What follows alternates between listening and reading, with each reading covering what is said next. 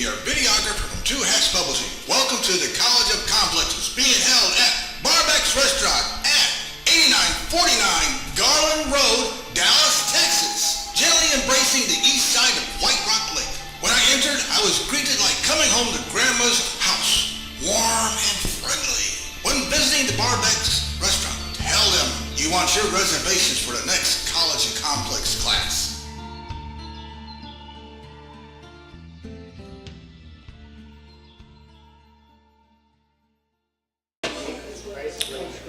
Well, welcome to the College of Complexes. This is our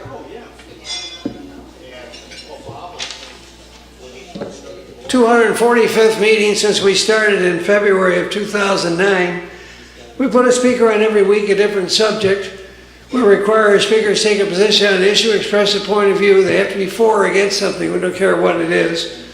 We give an hour to make a presentation. If anybody interrupts the speaker, remind the interrupter that we only listen to one fool at a time. That's one of our rules.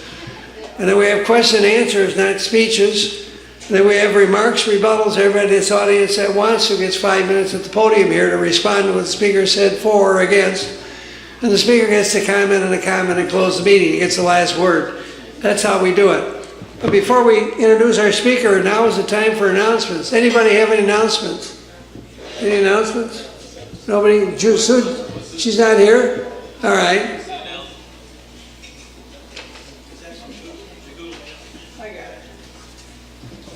Anyway, he's a college professor. He has a background in degrees in humanities, English, mathematics, and theology. He's a former U.S. Marine officer during Vietnam. He's a missionary. He was a missionary to Bolivia. He's an NCAA pole vault champion. He's a poet, a gardener, and a donkey farmer. He's going to discuss tonight the importance of being stupid, that is, if you truly want to be happy. So I won't read any more of this. You've got it in front of you. Without further ado, please give a very, very warm welcome to Dexter Elkins.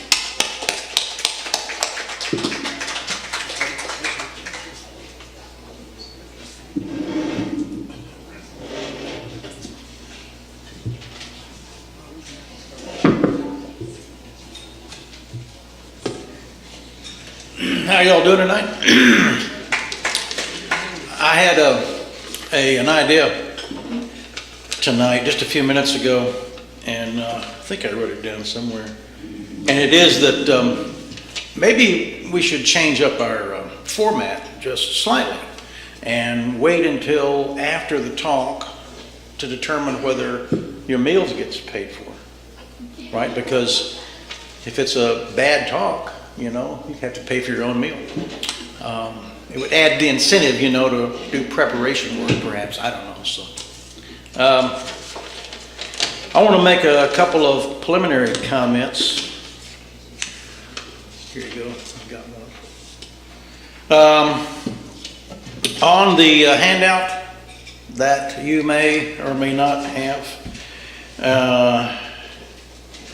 about a third of the way down, I put down the history of mankind is filled with superstition and other forms of idiocy, and we continue with voodoo and many other forms of magical thinking. And I wanted to show you that I have a book that I found called The 7 Laws of Magical Thinking. Got this over at the Half Price bookstore, and its subtitle is How Irrational Beliefs Keep Us Happy, Healthy, and Sane. And it was a lot of fun to go through this book. Also, I know this hat looks stupid, and nobody gives a talk with a hat on, but I've got a real bad surgical opening in the back of my head. And it hadn't closed up yet, and I can't put a bandage over it, so I'm self-conscious. If anybody needs any extra blood on their steak, I'd be glad to come over and lean down. Yeah, right. Yeah, well, I've been doing this for about 30 years. I've been getting skin cancers cut off for about 30 years. So. They have a product called Skin Answer. Skin Answer? Yeah, it's made out of Australia and dissolves. Well, they sewed pigskin over it. So it looks pretty bad though. Yeah. That doesn't mean you're a brain donor. They didn't find a lot of brain when they went in there, but they warned me. They said if you go much longer without this surgery, you could lose your eyesight. Because the worst part was up on my forehead, which is now healed. Now they're back by my ear, but this was right by the optic nerve and close to the brain. And I waited a year and told the doctor, well, let's don't rush into this, and when they finally said, you could go crazy or go blind or both, I said, okay, well, I don't know, I just hated surgery. And when I went in for the surgery about 3 months ago, they took 3 big holes out of the side of my temple. And it took a few minutes to get their preparations for stitching and close it up.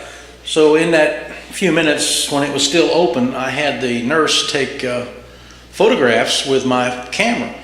And I sent those to my kids as a sort of a joke, hoping they'd get some sympathy. And sure enough, they were all calling me back and calling my wife and calling each other and saying, oh my God, the surgery went horrible, because it did. It looked terrible.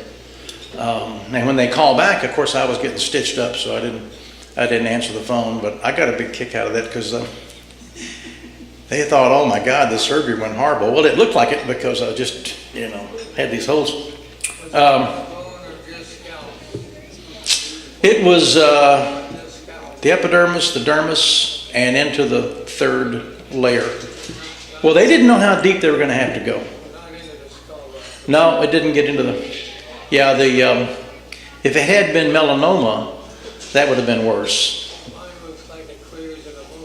Yeah.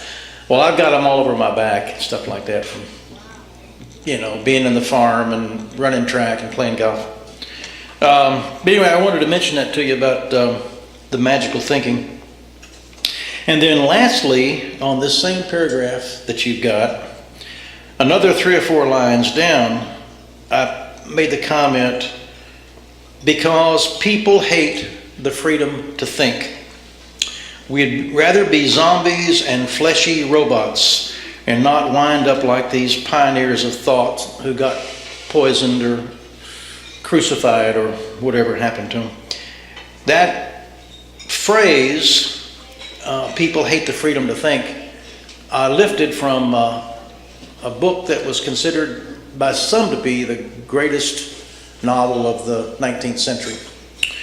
Dostoevsky's Brothers Karamazov. And he says in there that people, it's in the middle chapter, the Grand Inquisitor, and he says Jesus had come back, and the comments is that Jesus came to bring people freedom.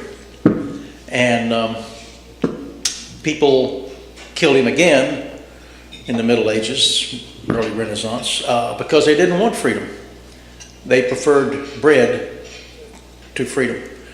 And I've sort of alluded to that in this idea of the freedom to think is a burden that we carry.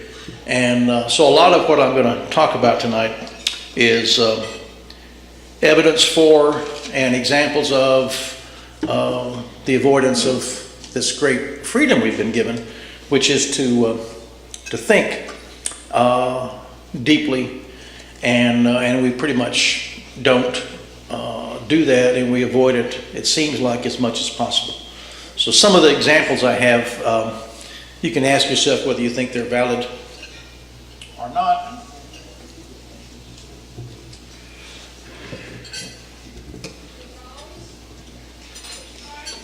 And I haven't timed this talk, so it's either 20 minutes or 2 days. I don't know exactly. So if the light comes back up again, the sun comes back up in the morning and we're still here, you might wave at me and say, okay, I think that's probably enough.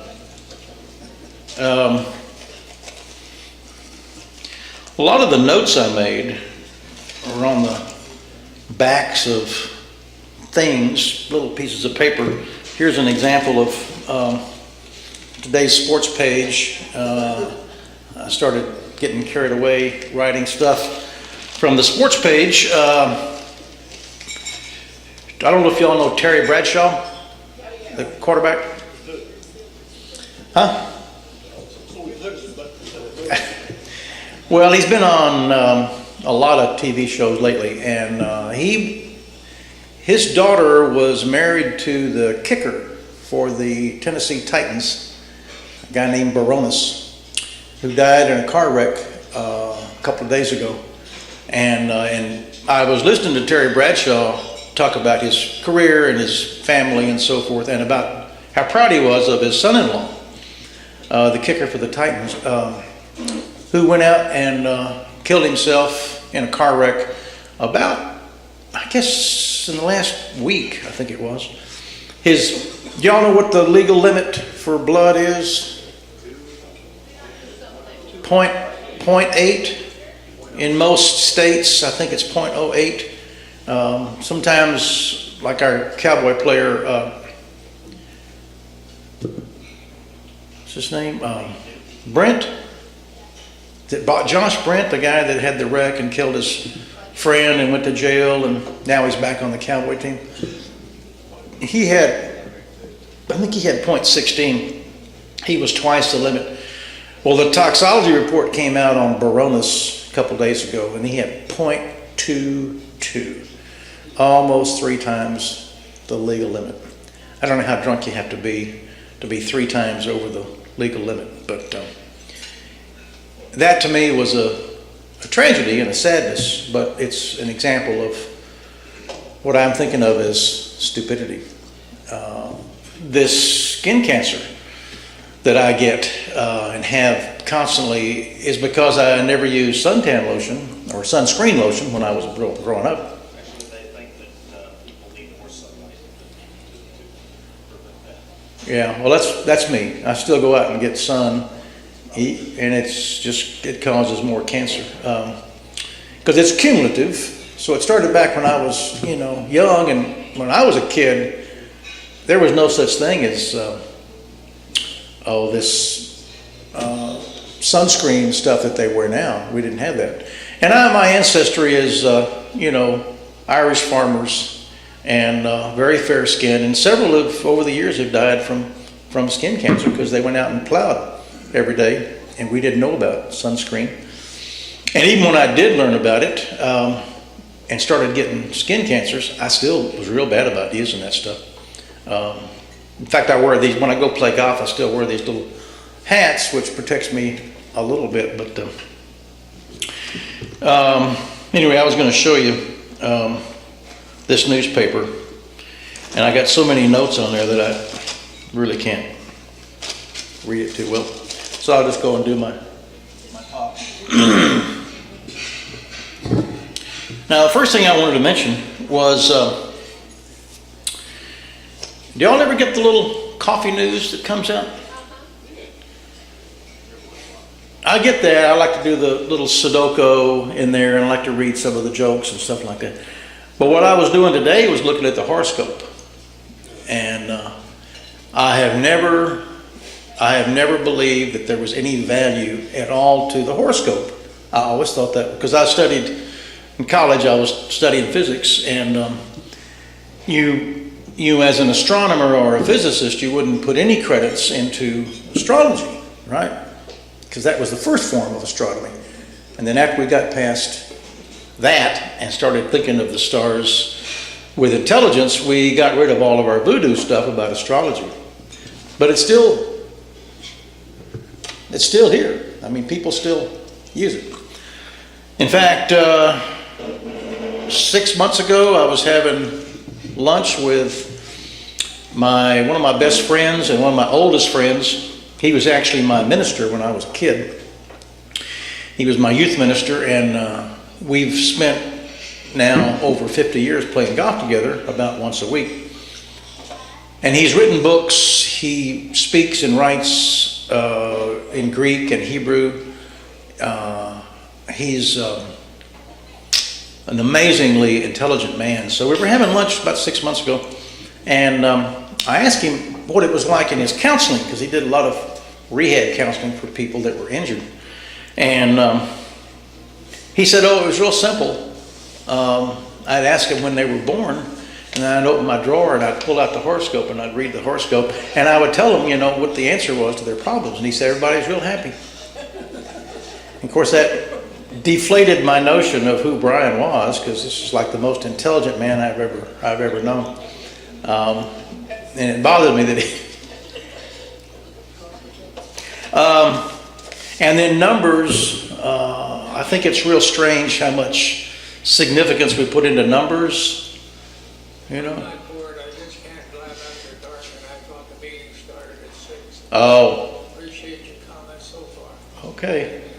Stay out of the sun. Yeah, I gotta see the dermatologist tomorrow. Oh, wow. Yeah, You'll excuse me, sure. in the summertime when I can stay a little early. Okay. Expand the schedule. Thank you. All right. Anyway, I was thinking about numbers over the years, and you know how people will select a number, like if they're a football player or something, they want to use the same number.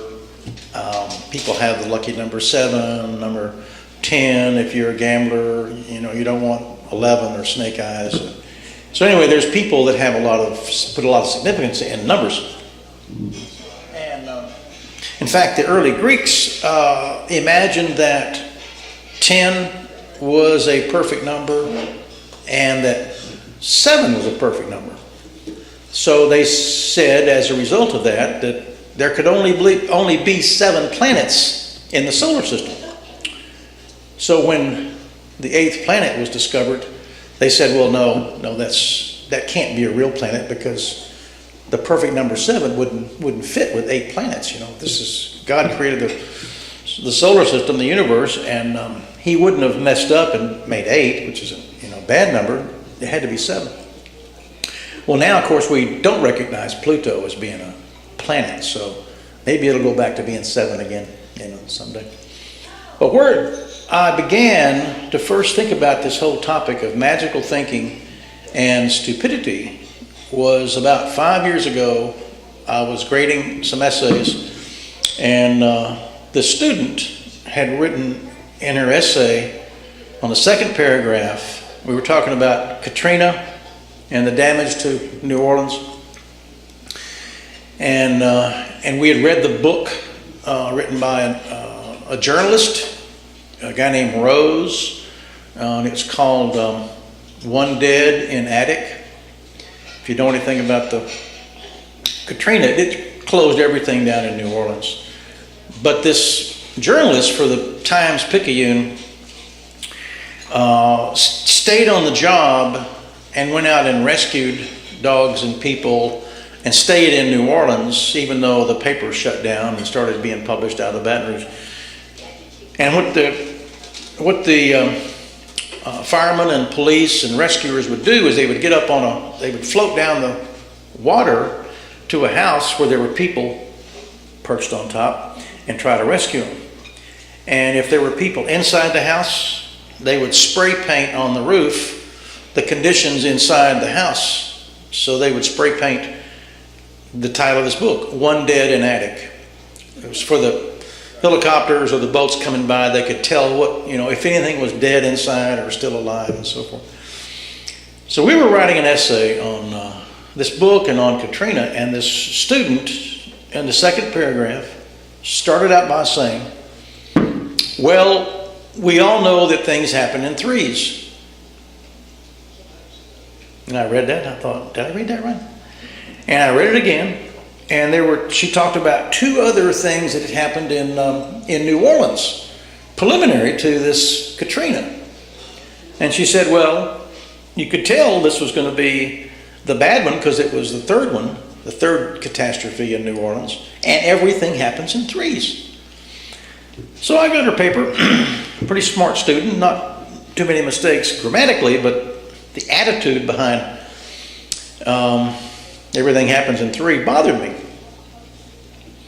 So I had a conference with her, and I said, now, why did you say everything happens in 3? This is that whole numerology, power of numbers and so forth kind of stuff. And she said, well, it's just, everybody knows that things happen in three. I said, well, that is real odd because I was raised and told that everything happened in fours. Well, she didn't get the humor of that. She thought, well, you're just probably mistaken, because I was being a little, ironic about it. But you could say anything. I mean, if you like the number, 4.5 or, 12 or whatever.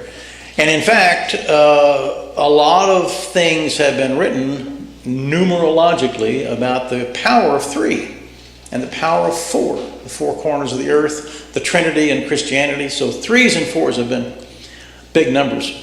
Anyway, that incident in my conversation with her, since I couldn't get through to her, that she can't make statements like that in the paper unless she says, I believe that everything happens in three.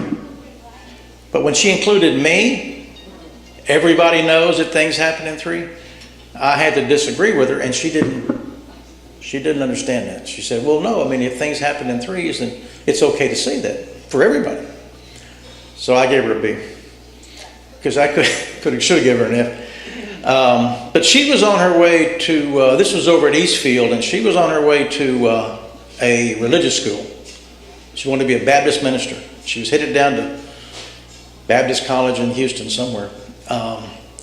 Anyway, it got me to thinking about this. This was in 2010. So it got me to thinking about this whole idea of thinking associated with certain magical kinds of things, whether it's a number or whether it's what somebody said or whether it's something that you read somewhere. It's like, what all of a sudden empowered that to be infallible?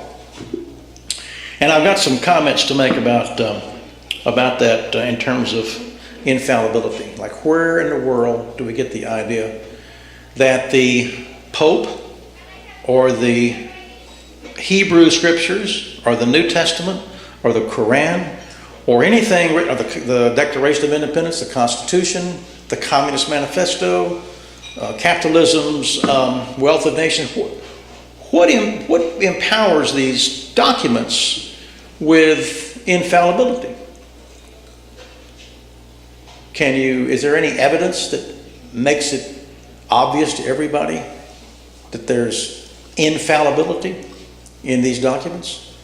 Well, people that are true believers of communism, for example, would believe that Marx couldn't be wrong. They wouldn't listen to anything wrong, any criticism of Marx. And the same with capitalism or Christianity or Judaism or whatever.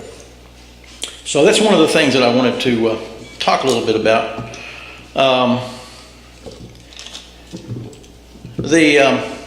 One of the things I was reading recently was, do y'all know the little doll called Barbie? Do you know how influential the little doll Barbie has been in our culture to women and what the body image is supposed to be? Do you know how big Barbie is? He used to play with it. Well, that's better than playing with Ken, so that's okay. If you actually measure the height of Barbie, she's about 11 and a half inches, approximately, just short of a foot. And if you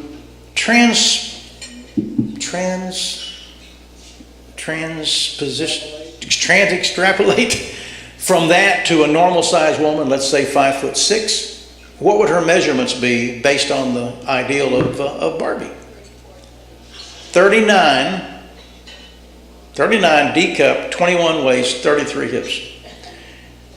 I don't know that I've met too many Barbies in real life. But that, let's see, what was the other part of the statement? You'd say that was passable? There are approximately, let's say, 3 billion women in the world who would like to look like a supermodel. And there's only 8 supermodels.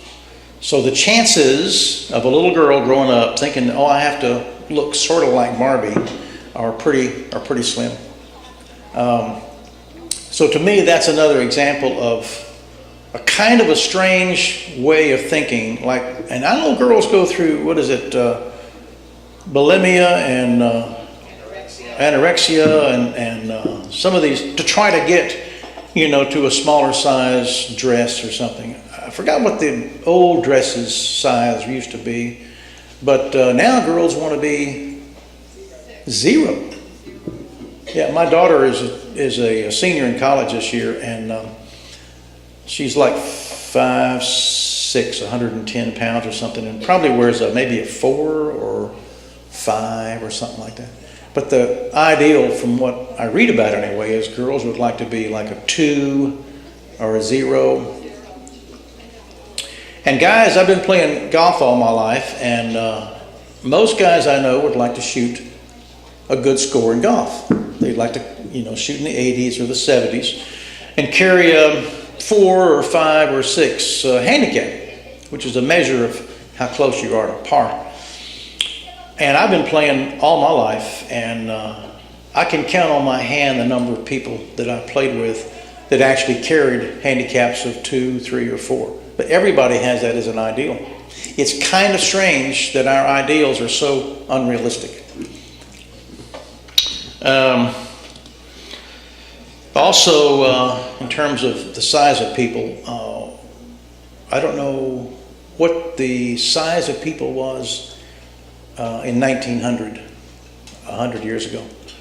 But from what I read, it's kind of scary, we now are approaching between 50 and 70% of the population obese.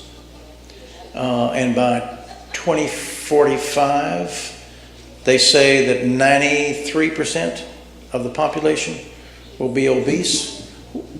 I don't know how to define obese. Is that 50 pounds overweight? I don't know what obese exactly means, but... There's not going to be any more obese people. You're going to change the word. Well, that's an easy solution, isn't it?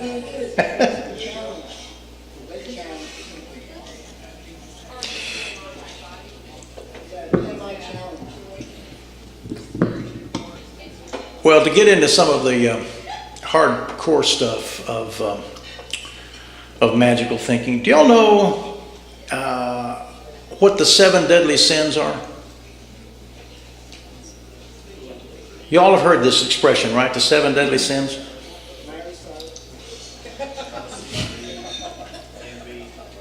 Envy. Yeah. That's what? Yeah, envy is one of them. Well, I was just talking about obesity, so gluttony. Gluttony is one of them. Sloth or torpor, laziness, yeah. No, we didn't do jealousy, no. Y'all don't really know the 7 sins, do you?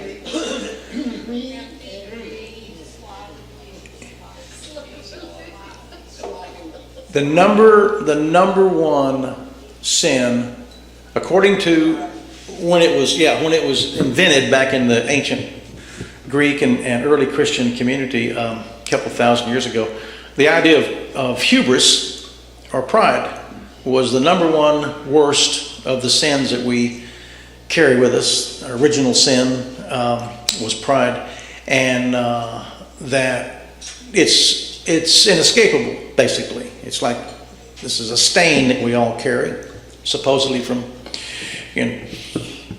Adam and Eve, and it's one of the reasons why so many people, so many of us, commit acts that could be defined as stupid, because we're all carrying these 7 deadly sins in us: lust, anger, gluttony, laziness, pride, envy. Is that 6? Anybody keeping score? It seemed like there was 7, but I usually get 6 when I try to repeat all of them. But yeah, 6 is my perfect number. So we carry those inside of us, and if we don't learn how to control those 7 deadly sins, they can do us in, as we witness in the newspaper every day. People that have these, jealousy kind of things, or wrath, anger, just do, well, I mean, most of us probably, I know I drive sometimes under this tiny influence of one beer or one glass of wine. I quit driving drunk years ago when I was on my motorcycle drunk and ran into a vacant field. Kind of learned my lesson, but that's one of the things that I'm talking about tonight on my talk is we have a hard time learning our lesson. We make the same mistake over and over and over and over again. And we wonder why. There's a wonderful example of a preacher from Louisiana named Jimmy Swaggart. He'll. Yeah, he had a couple working pretty good. Jimmy Swaggart, back in the day, I guess it was probably 10 years ago or something. He made $57 million one year. He had a couple of mansions and big Bentleys and Rolls Royces, and he had a plane. I mean, this guy was rolling in the dough. And they caught him with a prostitute coming out of a motel. And I actually remember seeing him on TV in his church. I don't know why they televised it, but they televised him in his church confessing to what he had done and asking for an apology, trying to apologize because he didn't want to lose that $57 million a year. And he got up, and I'll never forget, he was sweating, and he had his shirt undone, and he had his Bible, and he was flipping it around. He always carried that loose Bible, that flops. And he said, he made this sort of, apology, and then he backed out of the apology by saying, of course, it wasn't me with that prostitute. It was Satan. Satan got into me. And so he kind of bowed out of the whole personal accountability thing, and said, well, it was Satan. So they let him off the hook, and they gave him his church back, and I think it's the Assembly of God. I forgot what. Does that sound right? The Assembly of God? Yeah. And they had Jimmy Baker and Swaggart, and I went to Tilton's church one time to see the show one night. It was pretty strong. And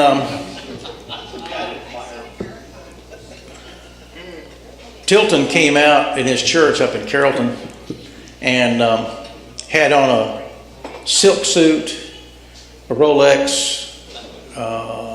His haircut probably cost about the same as my car that I was driving. And he had on alligator shoes and diamond ring. I mean, this guy came out of the back room up to the podium in his church, and the church was decorated not like a church. There was no cross, there was no Bible, there was no pictures of Jesus or Moses or anything that would be suffering or like a lamb or something like that. There was a big blue curtain that came down, a velvet curtain. There was an orchestra in tuxedos. The women were voluptuous and dressed in sequins gowns, form-fitting gowns of sequins. And they were walking around, strutting around and shining and so forth. And he said, he stood up there in front of the whole congregation and he said, the Lord is my shepherd, I shall not want. I shall not want. I shall never want for anything. And people started hooping and hollering and so forth. And he went on with the 23rd Psalm. And lead me beside the still waters and the green pastures. And when he said green pastures, he knew where he was going. And I had actually taken some of my students there, and we were like all holding hands, hoping they wouldn't take us somewhere. And when he said green, he stopped and said green 2 or 3 times, so you got the message. He reached in his pockets and he pulled out wads of $100 bills. And he threw them in the air like they were confetti. that's a big time show. I mean, not many preachers would do that, right? He then fell on the ground and rolled around in these bills that were coming down, and would roll and pick them up and throw them and make the sound of a pig, like pigs rolling in the mud. And people were clapping and excited and standing up and high-fiving each other, because this is all about money. He got up and he said to everybody, it's a pretty big congregation, everybody get a checkbook out, write me a check for $1,000. And I guarantee you by the word of God, you'll get $10,000 back. It's a great investment. And I actually saw people going, oh, man, I'm going to do that. Yeah, it's a good investment. Yeah. And he was like one of those guys like Swagger. He was making unbelievable amount of money. And he made a lot of money off of prayer cloths.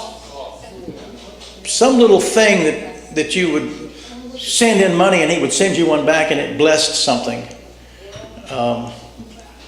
Reminded me of one of those TV preachers, Gene,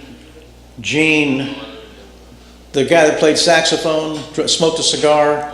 Brother Gene. Yeah. Now, this is a long time ago. This was at least 25 years, because I still had a tube TV that I watched this on. And he said, put your hands on the TV. If that back hurts you, I'm getting a vibration. That person in Des Moines, Iowa's got a bad back. It's going to be healed. And just keep going on like that the whole show. And people are writing checks and sending this money in. Now, I don't know if that ever healed anybody or not.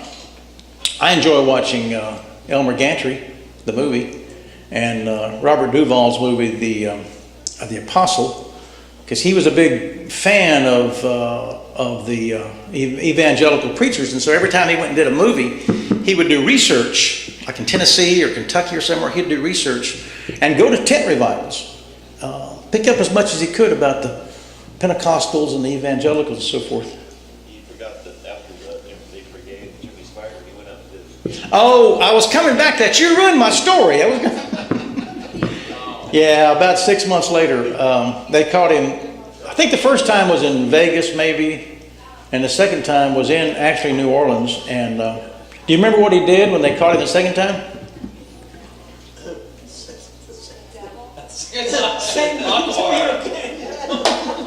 He used that one before. He basically said, screw you, I like whores.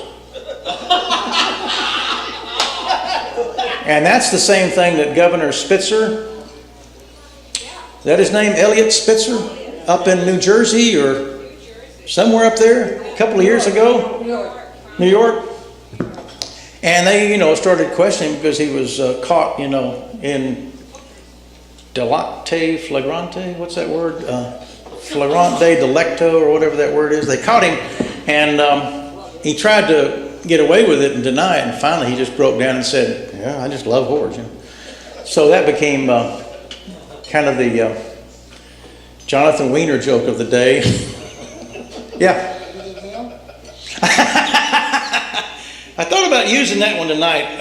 Clinton got away, well, he didn't get away with it, but that's what he was saying about marijuana. And then he got on TV and I did not have sex with that woman. I'm not sure that was true. But he had to redefine the word sex. Just like he said one time, it depends on what the word is. Yeah, remember that one? Yeah. Well, anyway, those are examples of magical thinking.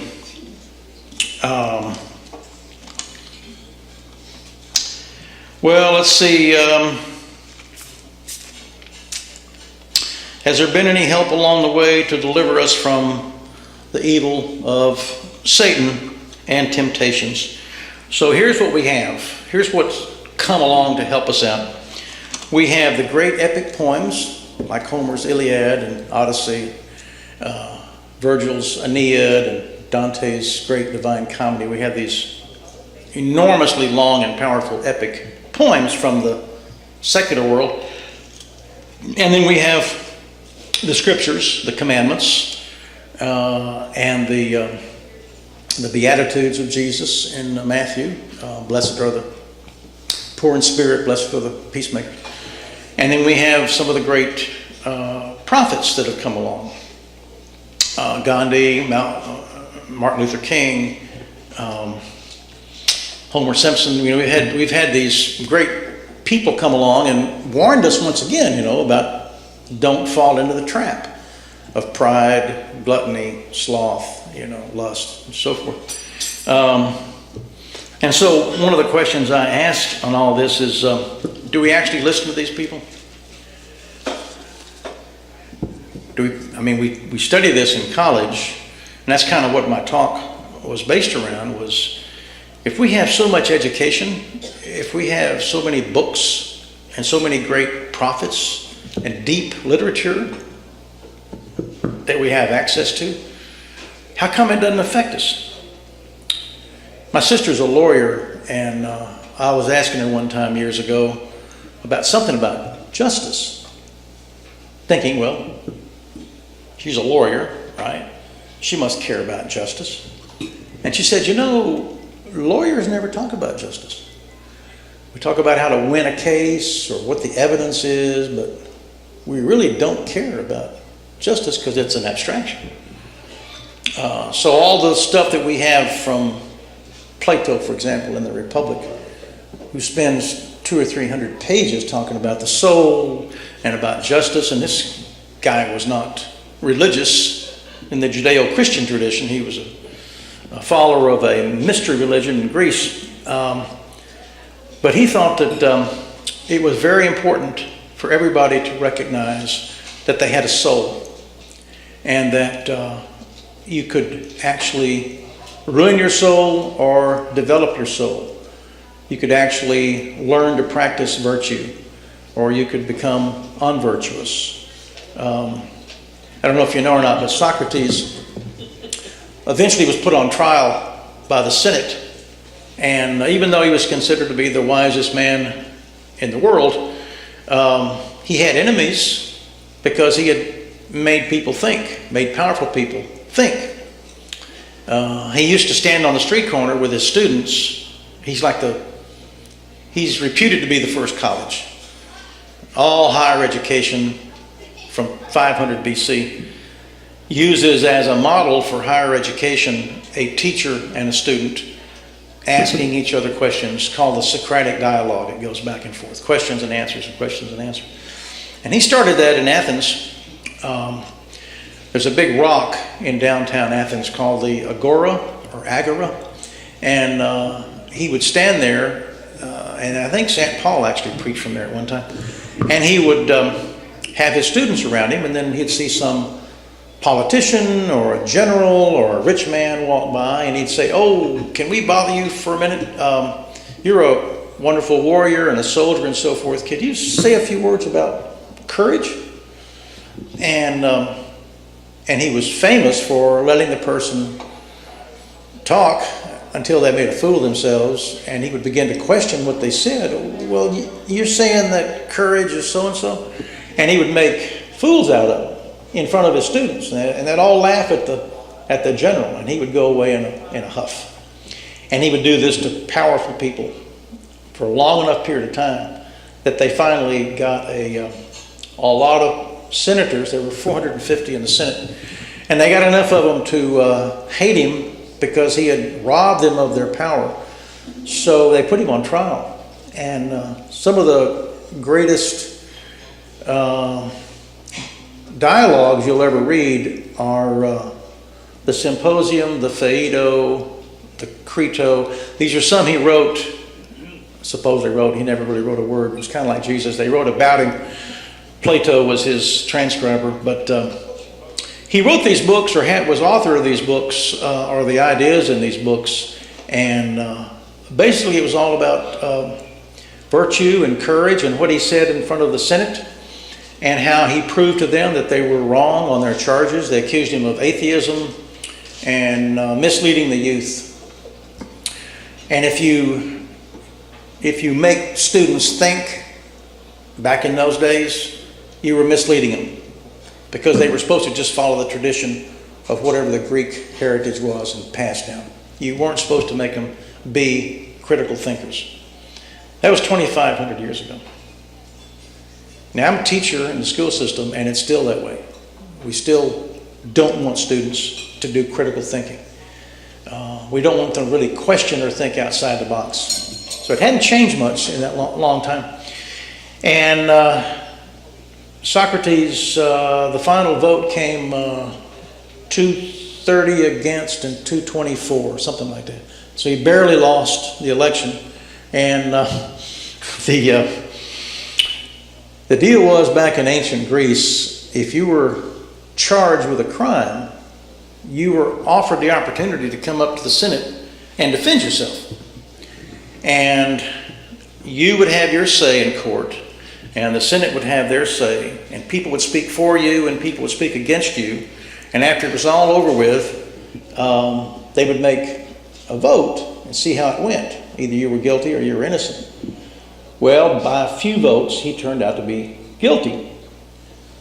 So now the next thing they do in ancient Greece is they say, well, we found you guilty, and we would like to propose a punishment. And in those days, the state would propose a penalty, a sentence. You would get up and defend yourself and say, oh, that's too harsh. I throw myself on the mercy of the court, and I would like to have that reduced. And then that would be debated, and finally they would probably come out somewhere halfway in between. Well, Socrates, not being a very friendly guy, heard that they were, going to kill him. He was charged with death. And so he got up to defend himself and see if they could lower the penalty. And everybody expected him to get up and say, well, you're right, I probably haven't been as good with my religion as I should have been, and maybe some students did get, go off half-cocked or something, but maybe you could just find me and send me away or something. Something, a lot better than just death. That's what they thought he was going to say. Socrates got up to the Senate knowing he was going to be, put to death if he couldn't bargain his way out of it. So they expected him to crawl and humiliate himself so they could say, oh, okay, well, we'll give him a break and find him, 100 drachmas and send him over to Sparta or something. He got up and said, well, because of all the good things I've done for the youth of Athens, I should be rewarded. I'd like to have an apartment downtown. I'd like to have 3 or 4 young virgins and some money. Well, this was like rubbing the Senate's nose, in their sentence of death. So they said, well, you can't get away with that. We're going to put you to death for sure. So they put him in jail, and they told the guard to leave the gate to the cell open so he could escape. Because they had to go through, they had to save face, they had to go through with the death penalty. But they didn't really want to kill him. They just wanted him to shut up. And they assumed that if they left the door open, he would escape with a couple of friends and an old horse or something and go to the next town over and live. So he's in his little cell, and all of his friends, Thrasymachus and Glaucon and Plato and all these people came to visit him into late in the evening, like it was now 2, 3, or 4 o'clock in the morning. And they were all crying and begging him to escape and to, plead for mercy and so forth. And he kept saying, and giving arguments. I mean, that's his whole life, was to argue. And he debated all of his close friends about the value, the importance of sticking by the state, what the state says is right and wrong. So since the state said he was wrong and had to die, that's what he had to do, because he believed in the state. His whole life was built around the integrity of the state and so forth. So he argued against his own friends and against his own survival. And the guard, would come in and say, the gate's open, the gate's open. No, it's okay. And so finally, everybody got exhausted and left. And it was, I think, 2 or 3 stayed, and it was now like 5 in the morning or 6 in the morning, and the sun was about to come up. And whenever the cock crowed is when they would put him to death in those days, and it was a hemlock, it was a poison. And so the jailer would come in usually right before sunup and administer the poison, and you would lay down and lose consciousness, and I guess your lungs seized up or something and you died. So at about 6, when the cock began to crow, Socrates went out to the jailer and he said, is it time for the poison? And the jailer said, yeah, I'm sorry, because nobody wanted to really see him die. And the jailer said, yeah, I'm sorry, it's going to have to be done, you know. And he said, well, I don't want you to do it, because it'll make you feel bad. I can tell by your emotions, you know, that it would make you feel bad to put me to death. Give me the hemlock and tell me how to do it, and I'll go back in it and commit suicide. So the jailer explained to him how to do it, and he went back in and he laid down and took the hemlock. And he was told that the feeling would go from his toes and then from his fingers, and it would slowly work its way up, and he would know as he lost sensation that death was close at hand. It didn't sound like there was any real pain associated with it.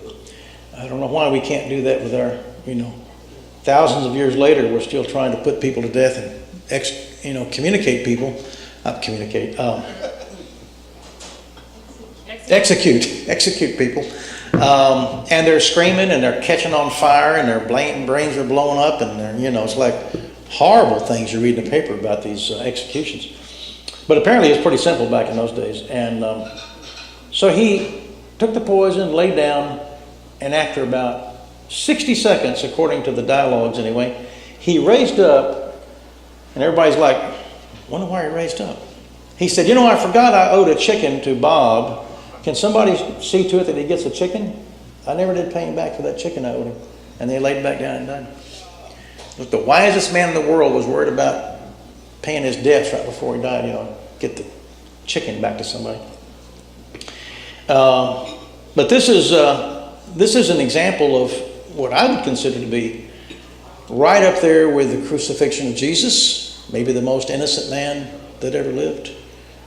You look at these people that have been assassinated and killed over the years, the JFKs and the MLKs, and the attempted, attempts at killing a number of presidents and all around the world. And you think, well, that's got to be pretty stupid to put people to death because you disagree with their ideas. Mao Zedong and Joseph Stalin each put 30 million of their own people in their death camps or in their gulags, their slave labor camps, because their ideas were wrong, because they didn't agree with the state, because they didn't like communism. And I think I had read that there were between 30 and 50 million of their own people that died at their hands from the harsh conditions in these slave labor camps of Siberia and the backwoods of China. So it seems to me the epitome of stupidity, the way we have conducted ourselves over the years. And even though there's tremendous amount of information from poems and from scriptures and so forth, and from psychologists talking about compassion and decency and forgiveness and so forth, how much of that do we really pay attention to? How much of that really governs, our life? And my idea on this talk is to show there's some evidence that we don't like to think, and we don't like to think very deeply, and we never like to challenge our own thoughts. And when somebody does challenge our thoughts, we oftentimes do what? Get defensive and, argue and debate and so forth, even if we haven't got a leg to stand on. Galileo, discovered the heliocentric universe or solar system, that the Earth wasn't at the center, It's 1609, 1610. And Catholic Church heard about the fact that he had said that Earth is not at the center of the universe, but on the outskirts of the sun. And that took away some of our importance. You know, people are not important if they're on the outskirts. We should be at the center of the universe because we're made in God's image. Same argument that came up with Darwin. You know, how can we be descended from apes, you know, if we're, you know, created by God in the Garden of Eden? And so you say to the people that are creationists, well, what about the evidence of the sedimentary layers and the fossils of the dinosaurs and all that stuff? I have a farm down in Glen Rose, and there is a museum down there called the Creation Museum. And they actually have slides that they show where they prove that these footprints of humans are superimposed over the footprints of dinosaurs. So 5,000 years ago, when the earth was created, man was out there walking around with the dinosaurs. So the world can't be, according to Wilberforce, a minister in England, the world cannot be older than 6,000 years ago. So the Big Bang Theory and all the stuff about the ancient billion-year-old universe doesn't hold any water, because Wilberforce said that it was made, he backed it up in the Bible and saw how far back creation happened. And the garden was established in, I think it was about October, what's today, the 4th? I think it was October the 4th in 4004 BC or something like that. So, yeah, I think it was sometime in October anyway. He came down with the exact, it was like 3 PM. He knew exactly, he could, you know, check the Bible out, and he came up with this number. And half the Christian world accepted it for a long time. I think this was probably in the 1700s when Wilberforce was speaking his mind. And you know, the monkey trial in Tennessee in 1925, the Scopes trial, the man was found guilty of falsely teaching evolution in the schools, which was forbidden.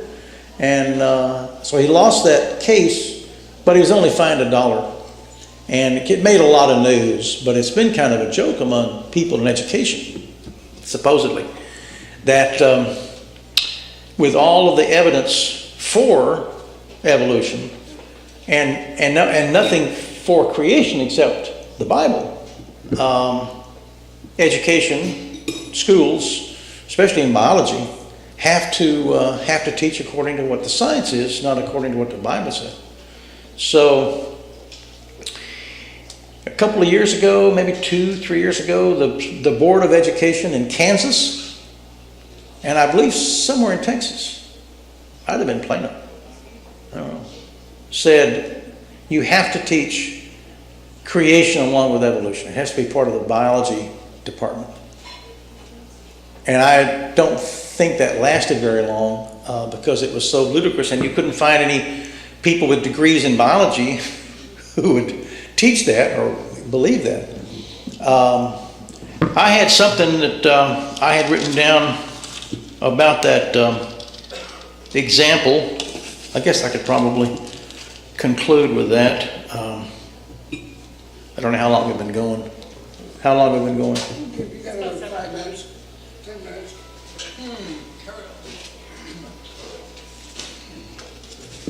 Well, I haven't gotten any of my controversial stuff. Please do.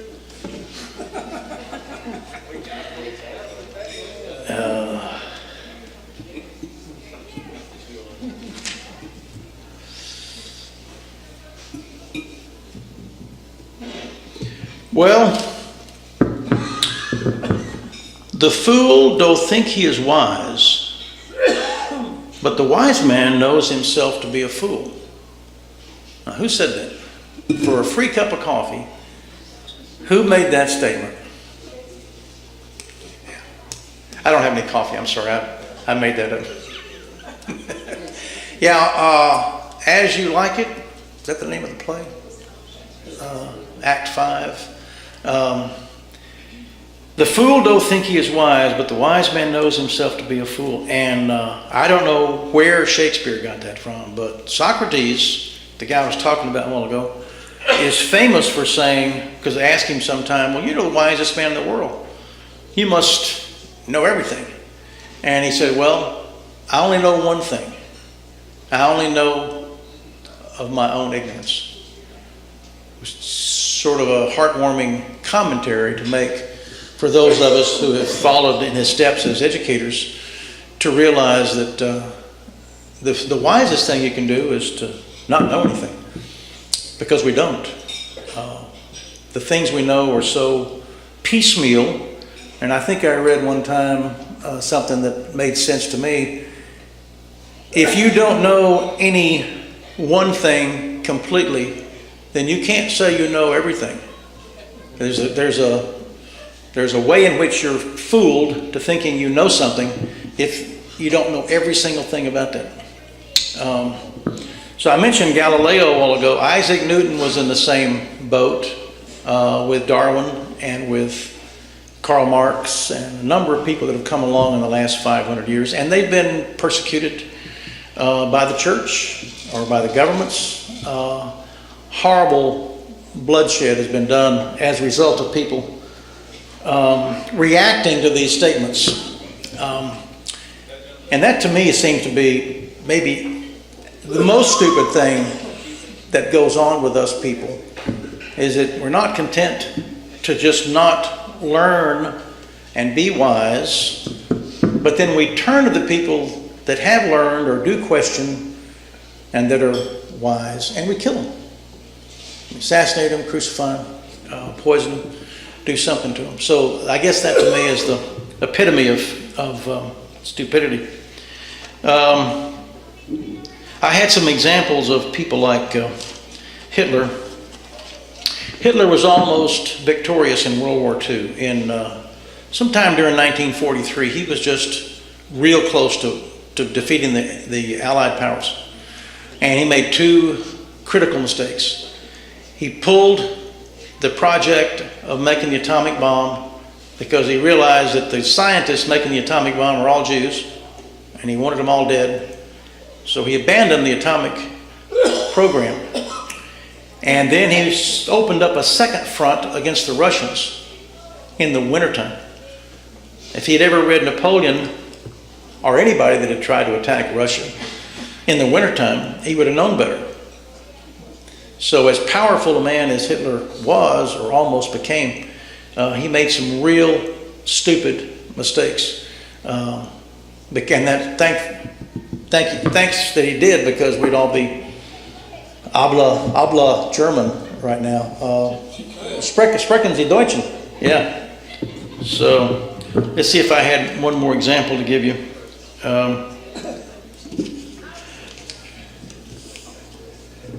Now, speaking of stupidity in general,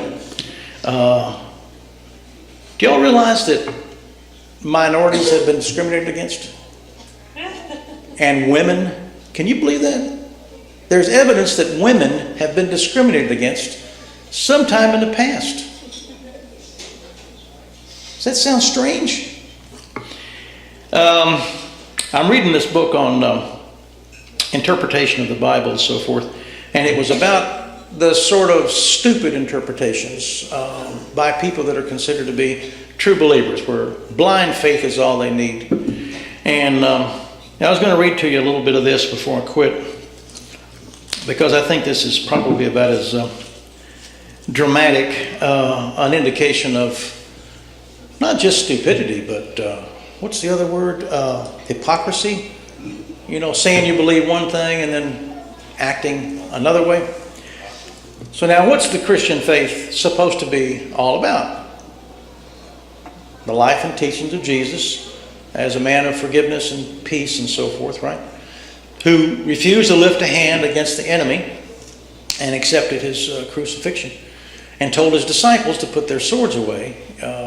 Those who live by the sword die by the sword. So we would think, and I think we pay lip service to, a religion that is based on the teachings of Jesus and the Beatitudes about how we should be lovers of peace, and we should forgive people, even love our enemy. I don't know that I've ever personally met anybody who is a great lover of their enemy.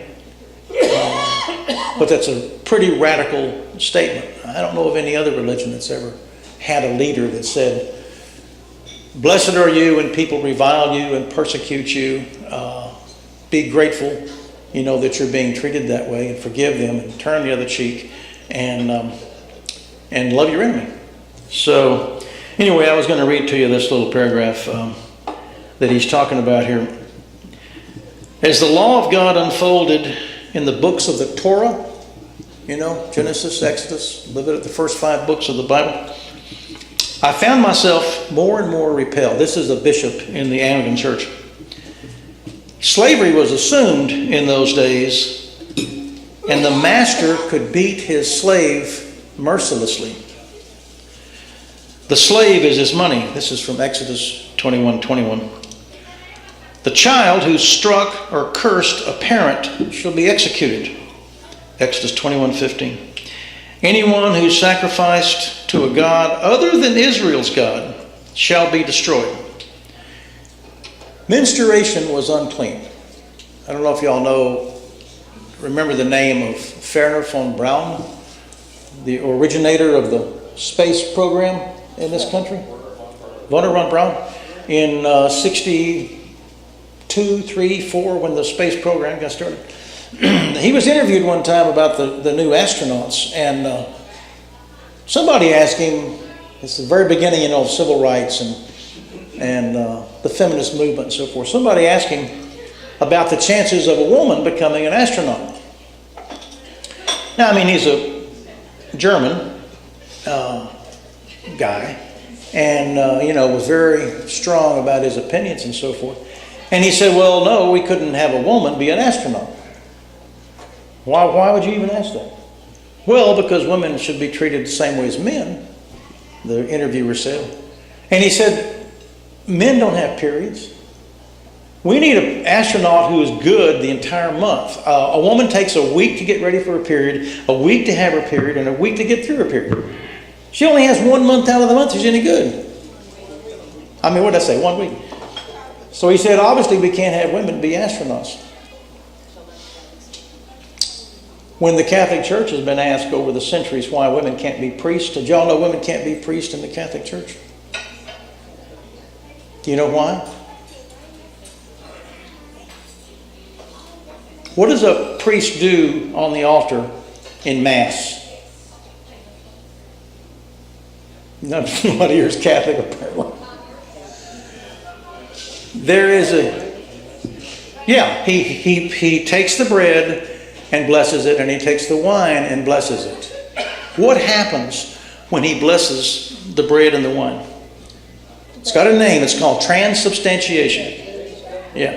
And that transubstance, it actually changes from wine into the Jesus' blood and from bread into the flesh of Jesus.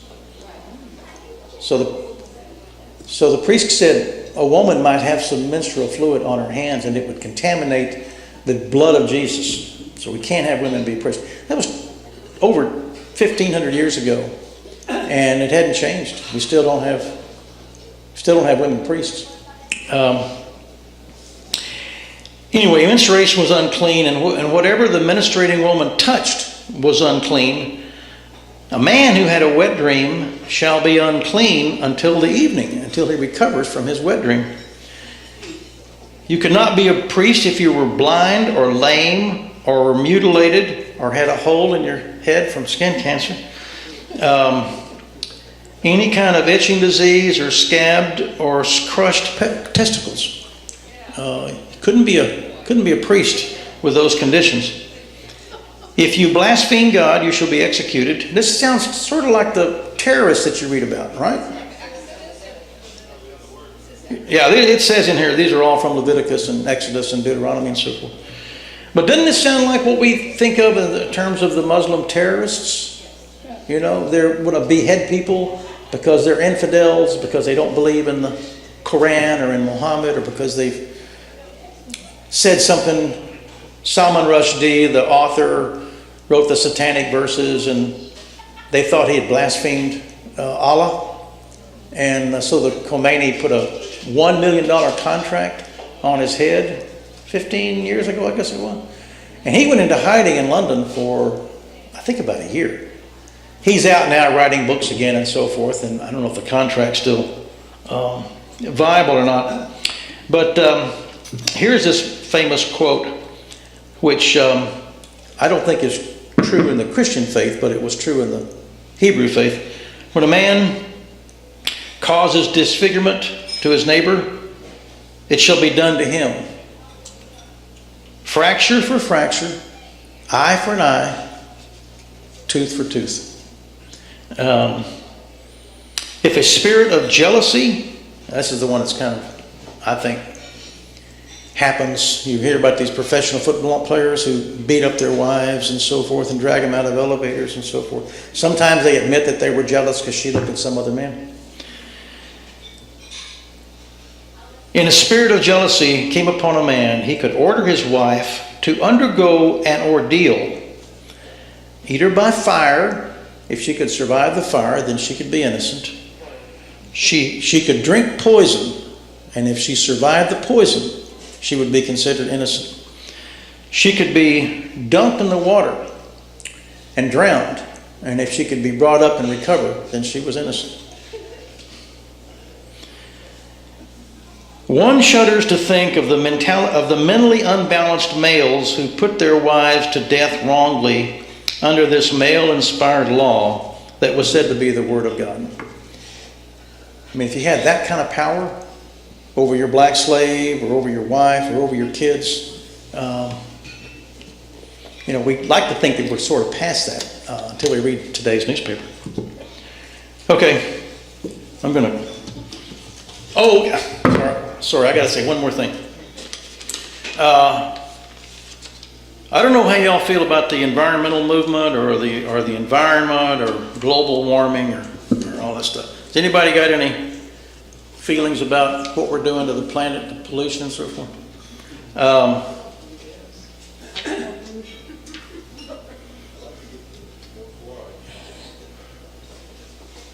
Technology surrounds us on all sides, envelops us, and perhaps suffocates us. It determines or shapes every course of action that we take in our daily lives. How many of y'all have a phone sitting out, waiting to be rung on? You're waiting to do something on that piece of electronic equipment, aren't you? Yeah. Is that not obsession? That we all carry these phones around and we have to always be on. The new iPad came out a couple days ago. I hear people screaming, especially women, about these new iPads that came out. They can hardly wait to get one. There's a big thing on the radio recently about these new iPhones that were supposed to be a breakthrough and incredible, and they do everything for you except, I guess, wipe your ass. I don't know. Maybe they do that too. But so this guy is talking about our obsession with technology. And the very first of this talk, I started talking about how we've traded our freedom to think for bread or for a good job or for our friendship with people because we don't want to get in trouble and say or do the wrong thing. He's saying that we've traded our freedom for technology and for all the advances in our technology. We've gotten on the grid and we've given up our own freedom. Anyway, I was reading this book not too long ago. It was given to me by that same friend of mine, the minister. And I started reading it and I was just amazed at how powerful his comments are, how well written his comments are, how sane he sounds. It's a 400-page book with about the last 20 pages in notes. You know who wrote this book?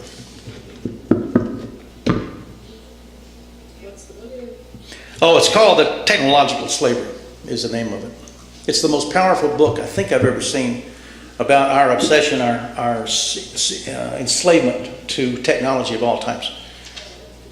The author is the Unabomber, Ted Kaczynski.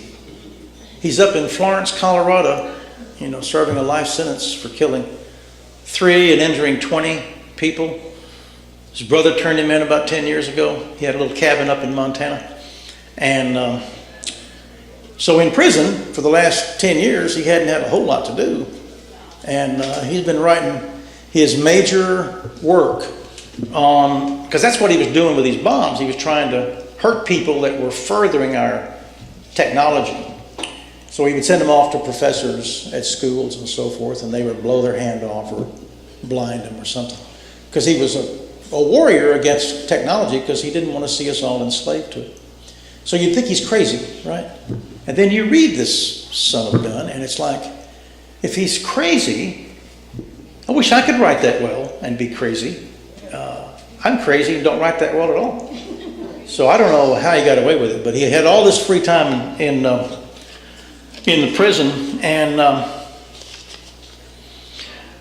I wrote a page on a friend of mine committed suicide a couple days ago, and I was reading about it, and what I was shocked by, how would you think that you would commit suicide if it came to that, if you were sick or depressed or whatever? Do you ever think about that? How would you commit suicide? What do most people do? They eat a shotgun, bullet or something. Or they jump off a bridge. Or you hear about people that jump in front of the subway or the train, lay down on the track. Yeah. This guy did self-immolation.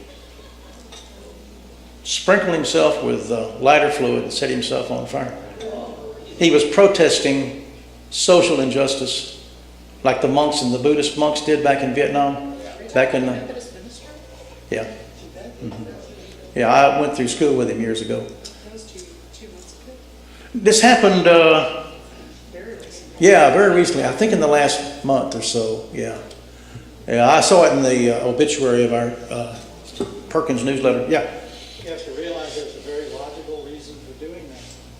It releases the soul from being confined in the body and makes you go into heaven. So mechanistically, there's a reason for it as well as ideally and morally. Because he wanted to protest as strongly as he could. Well, I mean, I've had a couple of friends of mine hang themselves and shoot themselves and stuff. But I don't know, man. Putting yourself on fire. I can't think of any really good way to die. Hank is here thinking it's dangerous to be your friend. But if you want to go, I'm like Dr. Kevorkian, what's his name? The doctor of death, hey, come to me. I'll do it. And it's just no charge. Okay. I'm through. Oh, we do question and answer, don't we? You have to stay there and answer the question. Or you get to the question. Stay there.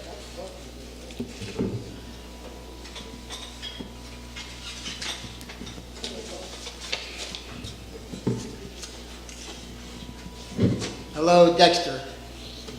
Speak. Can you tell us more about that book, the seven,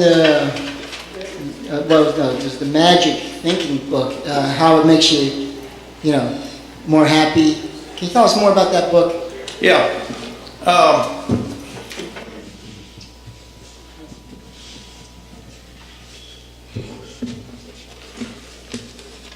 I brought the book Rescuing the Bible from the Fundamentalists. That was one of the things I was quoting from, and then the Technological Society book was the other one. This is called The 7 Laws of Magical Thinking by Matthew Hudson. So I think I got this at Barnes and Noble. Yeah, I was looking for something else and I came across this one. So, and it's a lot of fun to read through here. I think it was a joke or just being straight. He says that. Do you remember anything from it? I think he is sort of ironic. I think he means sort of the way Dostoevsky means, that we trade our freedom for bread or for our cell phone. There's truth to that, but there's maybe also not as blatant a truth to it as you would want to believe. Give some of the chapter topics. Oh, from the 7 Laws?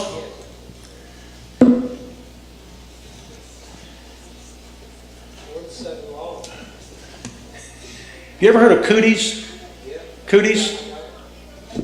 Well, used to when I was in grade school, you couldn't sit down next to Helen Hatchett because you'd get cooties. Yeah. So everybody cleared off that bench and went to some other room. Of course, it left her feeling miserable because no one knew what a cootie was, but obviously she had them. So the first chapter is objects that carry some power with them. So it could be cooties or some imaginary kind of germ. Symbols have power. So you can make a spell on somebody. You can do a hex on somebody. You can get a doll that looks like him, like Albert, and stick needles in it and he'll jump around. That's kind of magical thinking. Actions at a distance. Psychokinesis and transcendence. These mental telepathy, paranormal kind of things that people talk about. When Houdini died, or when he was about to die, he was underwater and he couldn't find the opening to come back up through the ice. He was chained up and dropped in ice water in a hole. And the currents took him somewhere and he got out of the chain, but then when he went up, he couldn't find the hole. So he was about to die. He'd been under for 2 or 3 minutes. And he heard his mother's voice coming from some direction. And he swam in the direction of her voice and went up through the hole at the last second before he died. So you hear about things where people have waked up in the middle of the night and not known why they waked up, but their son just went down in a plane crash 1,000 miles away. And it's like how could it have registered with them? What's that frequency or wavelength, you know? So that's one of the chapters. The soul lives on, you know. Salvation. The idea that we have a soul and it's eternal or immortal. Animals, objects, and gods that are alive in the world. Like if you're Irish, you believe there are spirits behind each rock and each tree. And I forgot what they call them. Leprechauns, yeah. Elves and leprechauns and druidic spirits or something. And then the other one, everything happens for a reason. A lot of my students and a lot of people I see interviewed on television stuff, they say God's in control of everything that happens every second of the day to everybody. So don't worry about anything. Now there's happiness right there. You never have to. I had a buddy in Vietnam who was never afraid of dying. He was a ranger and he was a brilliant and sort of sadistic killer. And I would say, Steve, you're going to get your ass blown up, you know. You have no fear. And he said, well, yeah, I mean, either a bullet's got my name on it or it hadn't. What do I have to be afraid of? So it had nothing to do with how well he performed.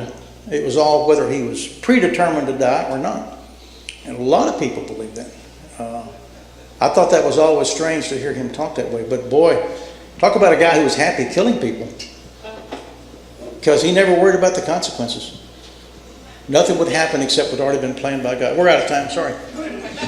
Hey Dexter, you don't get away. As a prelude to my question, I'll give you an observation. When I go to a bar, which I do sometimes with my buddies, when I go to the restroom, I'm always amazed at what goes on. You would think with a bunch of guys, they'd say something like, "God, did you see that blonde over there?" Blah, blah, blah. No, they say, "Oh, what do you think of the Tigers? What about Bruno? Didn't he score that goal?" I mean, that's the only thing you ever hear. So the question is, do you think the opium of the masses is totally contrived to make people dumb, and is it to make them happy? Or just stupid? I think anything that makes us happy in a sort of an irrational way, whether it's football or anything else, is a kind of what Marx referred to as the opiate of the people. You know, Marx thought that it was just so silly for people to believe in religion or to believe in God, because it was a fantasy. But if that makes you happy, you know. But he called it the opiate of the people. Any belief in anything fantastic or noumena or phenomena or anything that was unexplicable, you know, in scientific terms, for him that was, stupidity. the epitome of stupidity. He's given credit anyway for making that statement. And I don't know if you borrowed it from him or not, but yeah, that's where I don't know. I think that we are just happy not thinking too much and not really pulling back the layers and looking deeply into something, because we don't know what we'd do if we found something down there. So we don't know who to trust, and we don't trust ourselves because we don't think we're particularly intelligent or smart. I don't know. It's been a mystery to me why people don't want to, my students anyway, don't want to think, and they want me to think for them and tell them the answer. We read a novel or an essay. They pay little attention to what they read, and then they say, well, before the test, can you tell us what the answers are? You know, because we don't want to really, or if I can pull it up on my iPhone. I asked my students a couple of years ago, the end of class, I said, now this is a course on ethics. I said, before we leave today, we got about 2 minutes left. Take out a piece of paper and write down how many of the 10 Commandments you know. So the students got their paper out, they wrote their name, and they started writing down any commandments that they remembered. Well, I'm walking down the row looking at people writing, and I see this one girl, and she's got her phone up under the table. She's Googled up the 10 Commandments, and she was reading them and writing them down and reading them and writing them down. And I said, I stopped and I said, Beth, this is a class on ethics? And you're cheating on the 10 Commandments? And the students all got a big kick out, and she wasn't even embarrassed. She was embarrassed for being caught, but not for what she was doing. They all feel like cheating. I know it. Well, by the way, I don't know if y'all care about this or not, but why in the world would they ever come up with something like the 7 deadly sins? We don't know exactly, most people don't know where that comes from. So I looked into it to see what I could find out. The 7 deadly sins were constructed by Saint Benedict in his abbey in the 4th or 5th century AD, because he saw conflicts within the monks.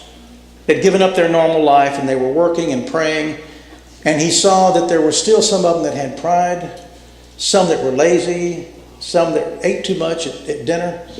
And he created the 7 deadly sins simply as a reminder to his monks of how to conduct themselves in the monastery. That's the origin of that whole idea of the 7 deadly sins. In case you care what the origin is. Anybody else have any? I have a question. Oh, I thought you were just holding that microphone for fun.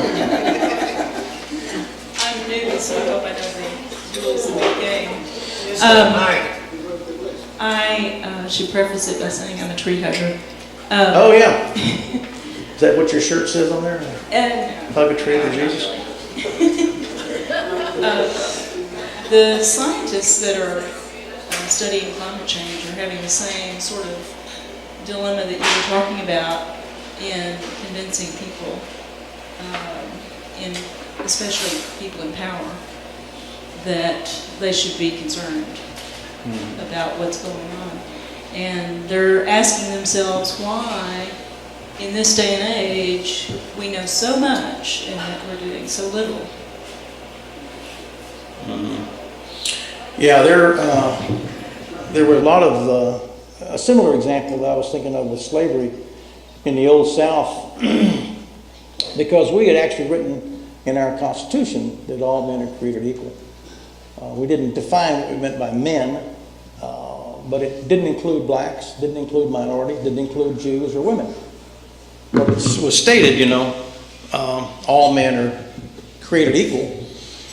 And so they outlawed slavery a long time before the Civil War. You couldn't bring slaves in after 1808 or something like that. Now, they were smuggled in, but 11 million Africans were brought to this hemisphere. Cuba, Haiti, North America, and so forth. 11 million. And about 30 or 40 million started the trip. Only 10 million or 11 million survived, because they were packed in these ships like sardines, and most of them, a lot of them died on board the ship.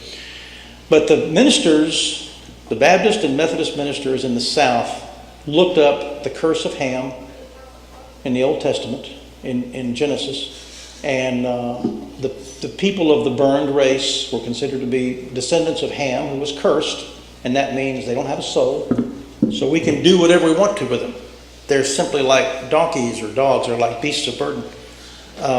Women in the Garden of Eden and in the letters of Paul are talked about in a secondary situation. Woe man, the word woman means from man. Adam was created in God's image. Who was woman created in the image of? Adam is from God, woman's from Adam. And there's a hierarchy there, see? So many people in the South have used that as a biblical justification for the subservience and second-class citizenship of all minorities and females. And so when the Civil War got cranked up, they went to war not only to fight the economy associated with slavery, because they were getting rich by it, but they also went to support their interpretation of the Bible. But once you're financially connected to something, slavery and cotton or whatever, it's real hard to be idealistic about it afterwards and change your mind and say, I'm going to stop doing that. Well, look at Thomas Jefferson. He talked to all the other forefathers and given up their slaves. And they came to him and said, how come you haven't given up your slaves? Well, he was sleeping with one of them and having kids with her. But he said, no, I'm not about to give up my slaves. I have a question. Oh, yeah. You had a number of analogies like Socrates and crucifixion of Christ. Yeah. And you pointed out a lot of people who had done great things. And if we would build on that, we would be better off. Why is it that we don't learn? Too hard. It's too hard to learn. And I want to defend Jefferson. We'd have to change our mind if we actually learn something. And most people don't have an open mind. Most people are proud of their position on things and they don't want to have it attacked, or they don't want to change it because it's like an old pair of shoes. You know, it fits good, so why change it? Yeah, you were going to say about Thomas Jefferson? Thomas Jefferson.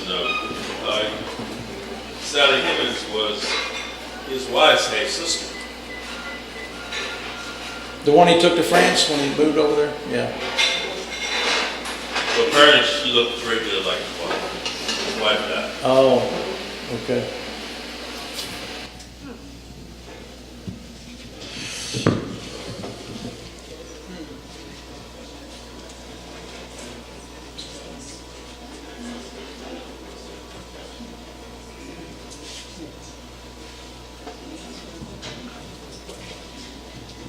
A lot of your talk reminded me of some of the topics that Mark Passio covers in his lectures. I was just wondering, had you ever viewed any of his lectures online? Who? Mark Passio. He's a natural law. He talks a lot of the same stuff that you talk about, but he does so with slides. And, you know, has a 7-hour presentation. What's he represent? Is he part of a group or? He's just kind of a guy that He's an ex-Satanist. he actually was offered a position in the Church of Satan by Anton LaVey, and then eventually he grew out of that and stopped being so rebellious and went the opposite direction. You ever heard of L. Ron Hubbard? Yeah, he actually, L. Ron Hubbard actually hanged out with Aleister Crowley. Crowley, yeah. Yeah. Yeah, they were part of that paranormal group and science fiction group back in the 50s, I guess. Right. I read Lawrence Wright's book just a couple weeks ago on L. Ron Hubbard, and he called it Going Clear or Getting Clear, made famous by Cruz and Travolta and Kirstie Alley and people like That is the weirdest. I've never heard of it. I found a website where you can download probably half a terabyte of all their secret stuff that's on the internet. They've been trying to get this guy to take the website down because it's all these $20,000 courses, everything. Well, he is reputed to be the #1 seller of books in the Oregon history. Is that More than Agatha Christie and more than William something. How many hundreds of books? Microphones.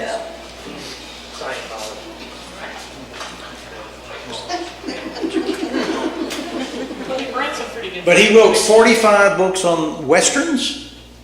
He'd never seen a horse or been out in the prairie, but he wrote 45 books on. He wrote books on science fiction. He wrote books on the sea. He had never been on a boat, but he wrote, you know. Hubbard was a guy that wrote Dianetics, which was kind of popular back in the 50s and 60s because he promised that you would be free. It's just kind of our native religion in America, you know, is freedom. Yeah. Out of curiosity, I went there because I analyzed handwriting, wanted to see how weird the handwriting would be. And it was extremely loopy, which can show paranoia, of course, extreme imagination. As the last D on his handwriting is this huge D. Wow. But anyway. Graphologist or something, what they call them? Yeah. But anyway, there's, you know, modus operandi is to tell you you're not happy, and they can make you happy. So. Yeah, the Jehovah's Witness and the Mormon and the Scientologists, the Assembly of God, there have been a number of cults that have come along that have promised some very attractive things. Well, they also buy up their own books, so they don't really sell that many books. They go out and buy them themselves. Well, the Scientologists have billions of dollars in the bank and almost no members. They've gotten it in strange ways and from a lot of rich people. And they've charged a lot for their classes, like $40,000 to take one of their classes. And they would find people like Cruz or Travolta or somebody. Even Bill Clinton, I think, at some point was part of that movement. That's what it said in the book anyway.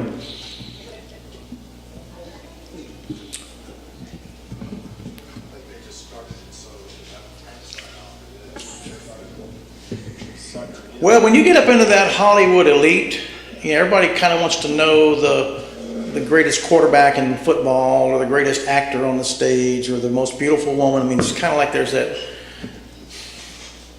connection of the celebrities. So they kind of like all know each other or something.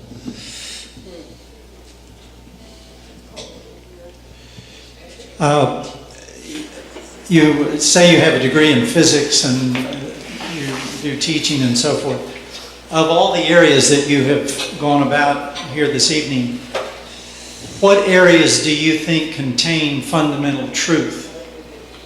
Fundamental truth? Yes, reality in life and not mysticism or whatever. I think of all the disciplines, every discipline has, I think, elements of truth, whether it's literature or poetry or physics or religion or whatever it is. Well, how about more than elements? What do you think are fundamental things that are true? Well, I think we'd have to say hard science, if you want to look at evidence, that hard science would be one of the places where you could find enough duplication in laboratories of experiments. You can't do much of that in the other disciplines. You know, there's a poet or a psychologist writing, but laboratory work with humans or with ideas, it becomes a little more difficult now in the field of cosmology or astronomy or physics. At least you have things that can be replicated and duplicated in the laboratory. What so about that would be one way of talking about truth. What about instances of those so-called laws where you have events that totally violate those laws? Well, they apply probably to a law that we don't know about yet. Okay. I mean, that's how we found out the Earth was round, or that the sun was at the center of the solar system. Now, my son is in astrophysics out in Napa, out in California with the Jet Propulsion Laboratory out at Caltech. And so he tells me what they're doing out there in the Jet Propulsion Laboratory and what they're going to do in the future and how they're going to explore space and how they're going to found planets in other solar systems and establish colonies out there. Now, is that wishful thinking? And he's talking about colonizing the Mars. You know, there's a project in work now of an attempt to colonize Mars. And I told Joe, I said, Joe, we've got beautiful woods and trees and rivers and clouds, and we have all that here already. Why don't we stay here and fix Earth before we go and dump all our trash on some distant planet and spend billions of dollars to do it? But it's this whole idea of progress, you know. I think we have a kind of a disease.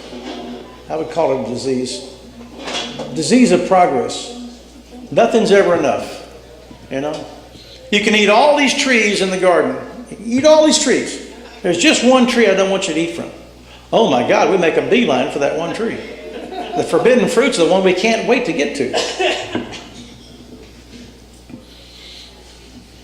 What's the next phase? You get to sit down.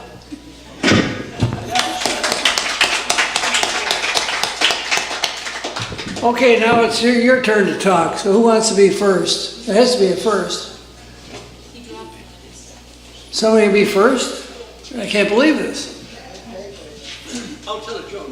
Well, come on up here. It's your turn. You can agree with the speaker or disagree with the speaker. I'll tell a joke, sure. Yeah, I agree. Actually, the way to be happy in life is to really be amused and try to be amusing as much as possible. So to see a joke in most things, because when you look at it, anyway, the most amazing thing I heard this week was someone interviewed. He was at Harvard, and he was talking about taking a postdoctoral degree in political science.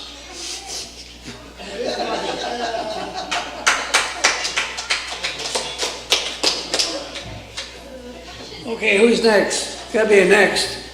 Come on up here.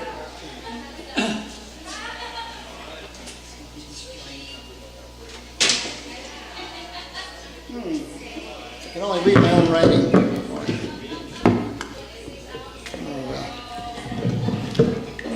I can't remember. I can't see all this writing. That was wild. We keep talking about we like we're all the smartest people in the world and this and that, and most of us are followers. I mentioned this last time. Somebody said humanity is like a train. For every engine, there's 90 cars or so. It's kind of like that. So a lot of these things is really not we. Some of this stuff is put on us.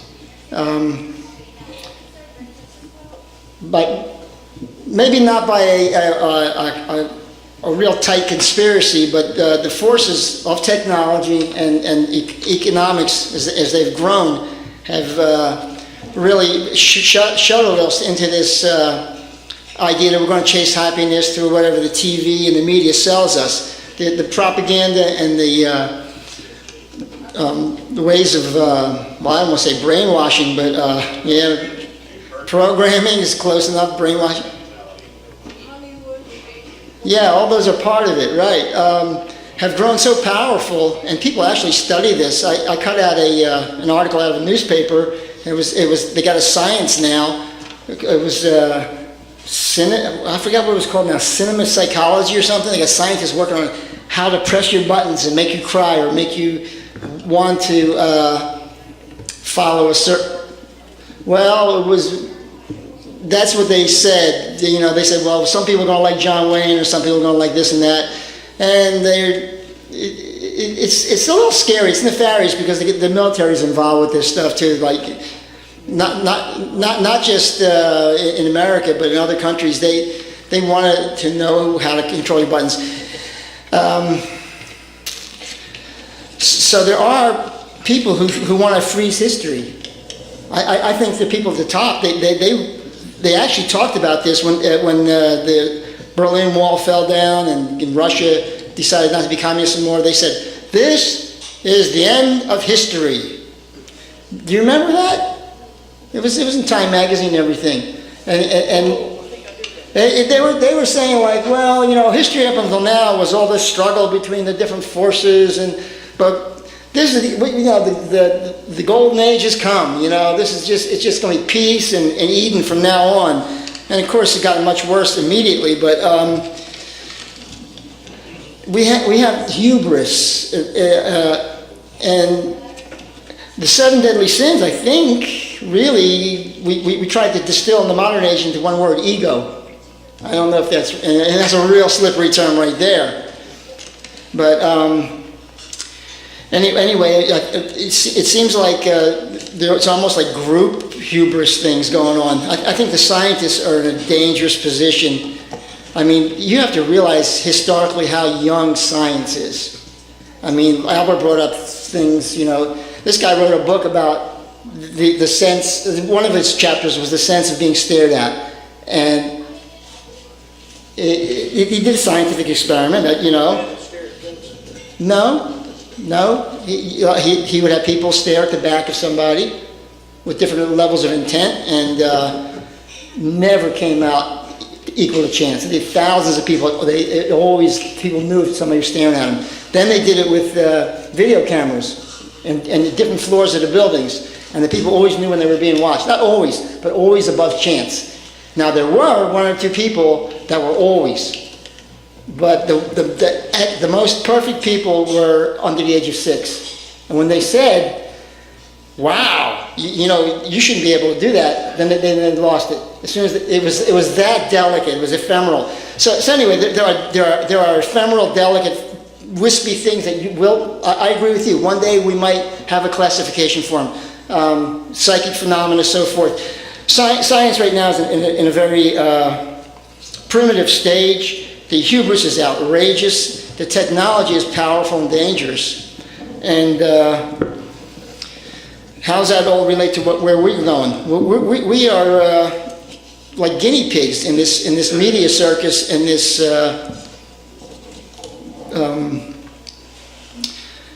society. We're almost like experimental, guinea pigs.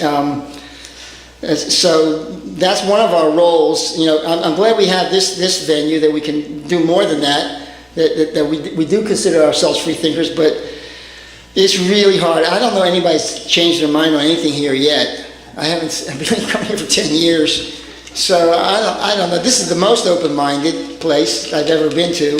So I agree with you. Keeping your mind open is a hard thing. It's a burden. It's a strain of the muscle of your mind, and keep your mind. And as Albert says, having a shelf on your mind where it's maybe is even harder. That's the hardest thing, and people don't want to do it. We're encouraged by the media to take a stance. Like you have a religion with your this is a new religion. You said I'm a tree hugger. To me, that would be great if it was really open. You know, didn't somehow occlude with rational thinking. So we have to somehow incorporate both. Emotion implies being able to do something, get some, you know, besides just have an opinion.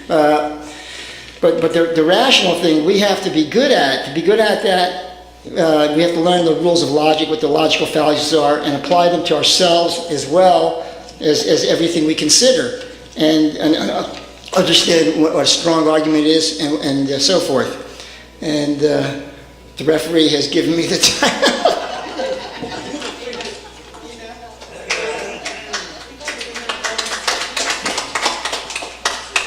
Okay, who wants to be next? They're next?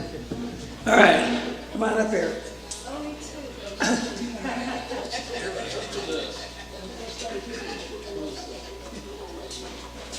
Well, thank you for that presentation. I really enjoyed it. You kind of left everything in the world up in the air, I would have to say. And I think that's good in one respect. I think the two greatest dangers we have is being too left brain or too right brain. We either are too analytical and we think it through too scientifically, and therefore we get locked into these viewpoints, or we're too emotional, and we're quickly part of a lynch mob, frankly, of anybody who has a difference of opinion. And these characteristics are so easily preyed upon by those who control humanity. And folks, I am more and more convinced every day that humanity worldwide is very controlled. And the divisions of religions and left and right and this and that and the other are exactly how they control us and keep us fighting all the time. They have a great sense of gain from warfare, from killing of human beings. Now, David Bohm was a physicist in England, and I read an interview of his once. I've mentioned this before. He talked about a thing called sudden insight, and he said it can only happen when you completely stop thinking. You get the left brain totally silent. Even thinking about not thinking will interfere with the process. When you can do that, you can have sudden insight. And here this is a regular physicist, textbook type guy, who says that sudden insight to him completely explains instantaneous healing through prayer. Now, instantaneous healing through prayer, folks, happens all the time, all over the world. And I know of it because I've experienced some of it, and I've seen it in a lot of people. It totally defies the so-called laws of physics and physiology, which makes one come to the conclusion they're not laws, they're beliefs. Like you were saying, from the forefronts of science, we're just children beginning to wake up, and we've all got our own little set of boxes around the eyes. To give you an example, I was driving in the car, I've mentioned this before too, back in the 60s, and the news report was of a paratrooper in Germany who went out at Rhein-Main Air Force Base at 3,500 feet to take a practice jump. His chute didn't open. He landed smack dab in the middle of the concrete runway, which is probably going to be 2 or 3 feet thick for those heavy airplanes. So what would the laws of physics and physiology say about how long it would take him to clean up the mess on the runway? Well, that evening, when the astonished reporters were interviewing this man, sitting up alertly in his hospital bed with his one broken leg and a bunch of bruises and no other internal or external injuries, they just said, how in the world did you survive that fall? And he said with very firm German surety, well, our instructor taught us how to land right. And he taught us that if we did land right, we could survive any fall. I knew how to land right. I knew I was going to land right. And I knew I was going to survive. And it is that mindset in the projector of his consciousness that projected a different outcome for him. Bye-bye laws of physics and physiology.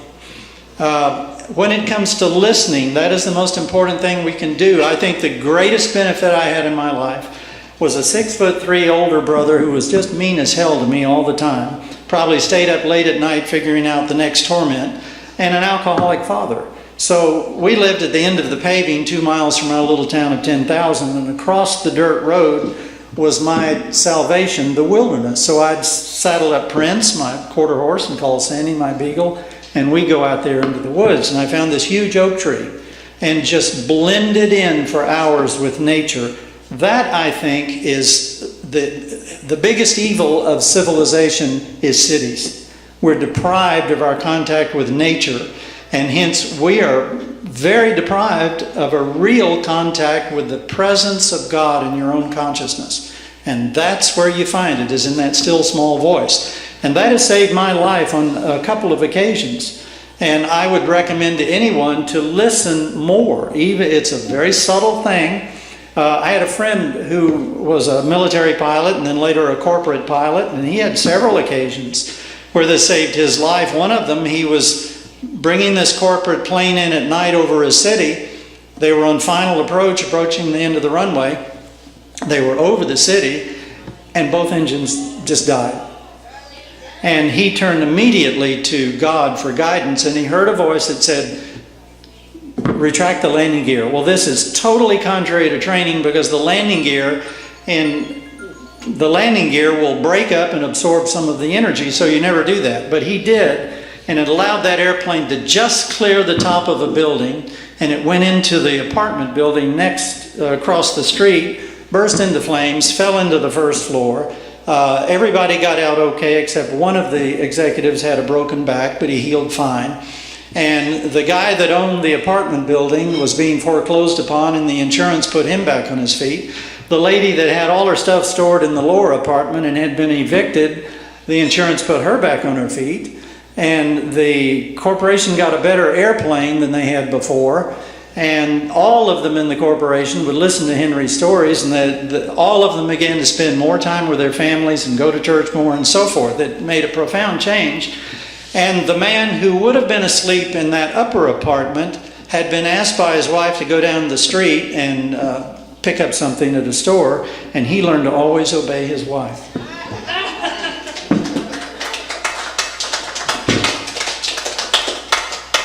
Come on up here.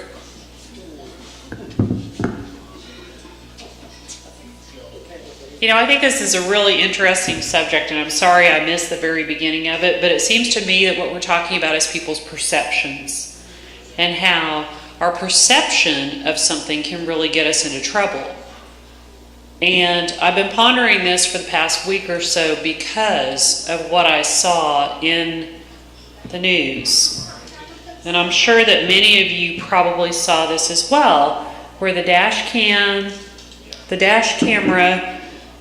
of a South Carolina trooper captured him shooting an unarmed man at a gas station where the man was parked.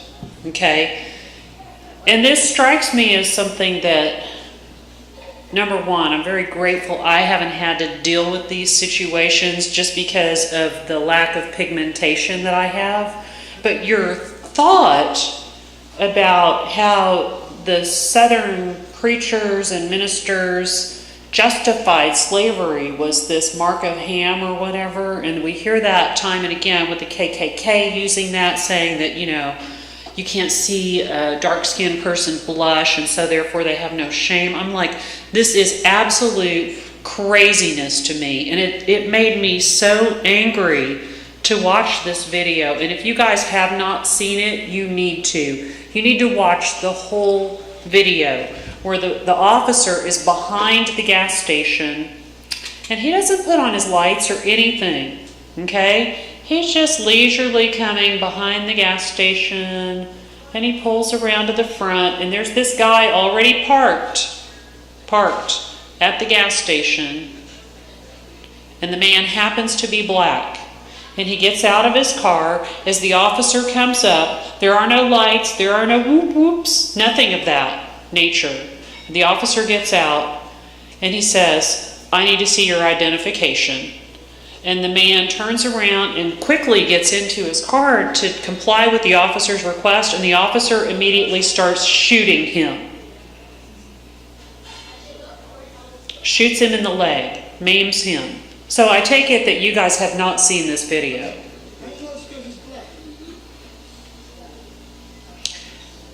He had the perception in his mind when the officer gives his story to his chief or whomever it is, his manager, whatever that is.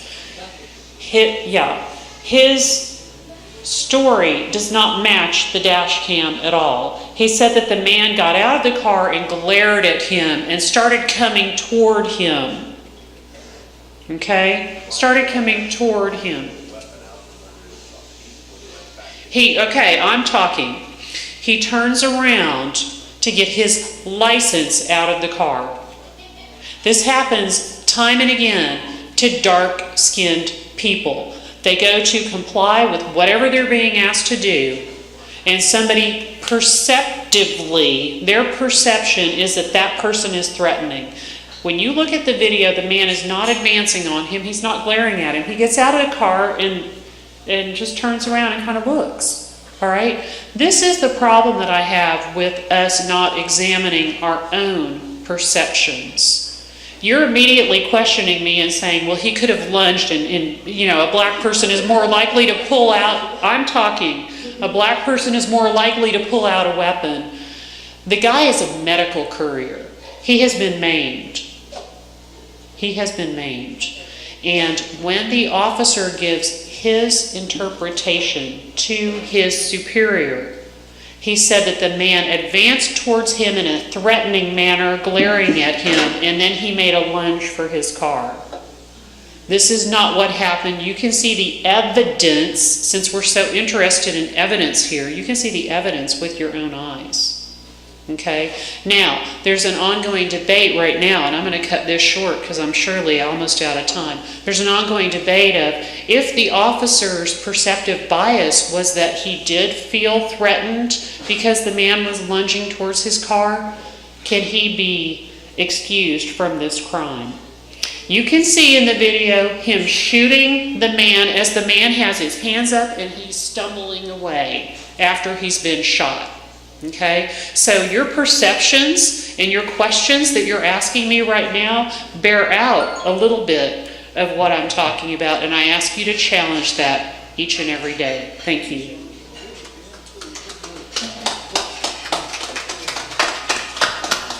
Running out of time. Any more speakers? You want to say anything? Might as well.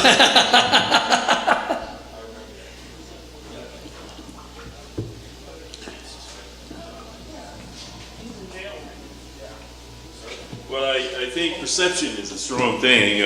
When I look at your presentation tonight, I had a certain perception. I was looking at basically two things, stupidity and happiness. And I knew that I was involved in a lot of stupidity for most of my life, sometimes coming from my own self. Well, it didn't lead to happiness. And some of the remarks you made about we don't learn from nothing. We continue to make the same mistakes over and over again. I teach a government class, and I'm not going to talk too much because my friends from Britain made a joke about it, so we'll get a PhD in political science. And that's why I don't want to know what my major was. But anyway, I try to get students to think, and like you said, they just don't. And corporations are telling universities and college students can't think. That's why we import people from other countries. And that leads to unemployment in this country, of citizens in this country. But, and it always amazed me that we don't learn. We repeat the same things over and over. And the only conclusion I come to is we don't have much appreciation for history. We forget what has happened, and we think what we're doing is new. Our perception is new, and it's the same thing. And that may be what it is. And you dealt with part of it, a question someone raises, that we don't want to think differently. If what's working is working good for me, it's okay. But I don't think about how it's affecting other people. And so I'm kind of closed with, when I was in college, a young man, I went to college, I had two objectives, to get a degree and to get married. Marriage always seemed glamorous to me, and I was sure that when I got married, all my problems were going to be solved, and I was going to be happy. And it wasn't that way, even though I've been married to the same woman for 55 years. It's not quite that way. It was, my perception of marriage was too limited. And it's a whole world beyond what I perceived was what marriage really was. It's a whole world, and I wasn't even equipped to deal with that. And I had to try to learn to roll into that in order to stay married. My parents was opposed to divorce, even though a couple of my siblings didn't go along with that. They did get divorced, and they had legitimate reason for doing that. But happiness, I was expecting you to tell me how to be happy. I'm an old man, but I still want to be happy. Yeah, okay, that's probably what it is. So thank you. Most of you made some enlightening statements about this whole concept and how we don't learn and how we, you pointed out a large number of people, a young lady in Dallas used to always make presentation to groups, and she said, we all are still on the plantation. We give up everything for this good plantation job. And the job doesn't make us happy, but we do it because of the money. and the global warming, the situation like that. The corporation said, if we do this, it's going to cost too much, we're going to destroy a lot of jobs. And the people, we go along with that, and we all going to die with cancer or something if we don't wake up. Thank you.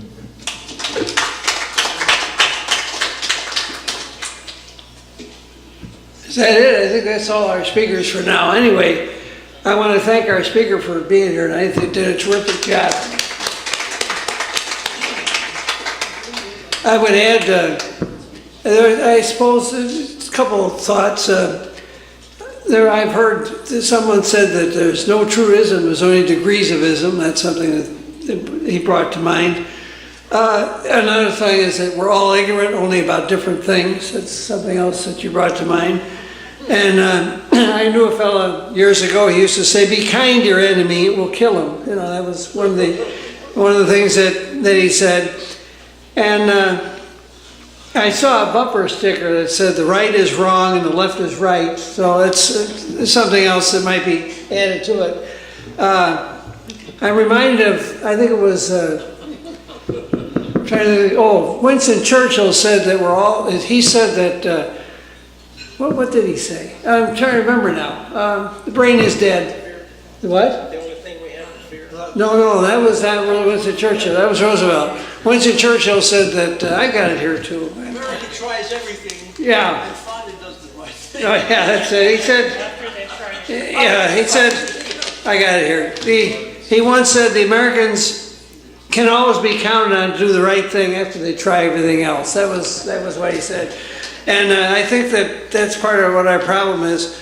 One of the things in our society, when the economy goes bad, there's always a rise of the lunatic fringe. I don't know if you've noticed that. That's what happens. And well, you can't tell when you're in Dallas, but it's anyway. But whenever the economy is bad, there's always a rise of the lunatic fringe. Since the beginning of time, since the Industrial Revolution, machines replace people, machines don't pay taxes. That's part of our problem. And it's continuing to this day. I'm in the railroad industry. We had 5 people working for everyone that's on pension. Now we have 5 people on pension for everyone that's working because there's only 2 people left on a train. It used to be 5. And now they're going to go to 1. So it's really bad. And this is an illustration of what's going on in our society. And we have a whole strata of people, we have 25 million people out of work in this country. Why? Automation, that's part of it. And then corporations leaving town, going overseas, that's part of it too. And we have to come to grips with it. And if we don't do that, we're in deep trouble. But I don't want to talk too much on that because you, Richard, talk, and I think you got to get up here and answer everything that's said.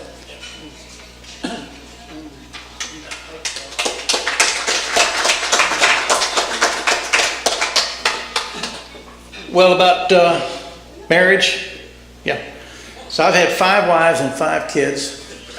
So I don't like to discriminate. Each woman gets to have her child, you know, and then we call it even. But one thing I wanted to mention that has to do with this ongoing concern that I have for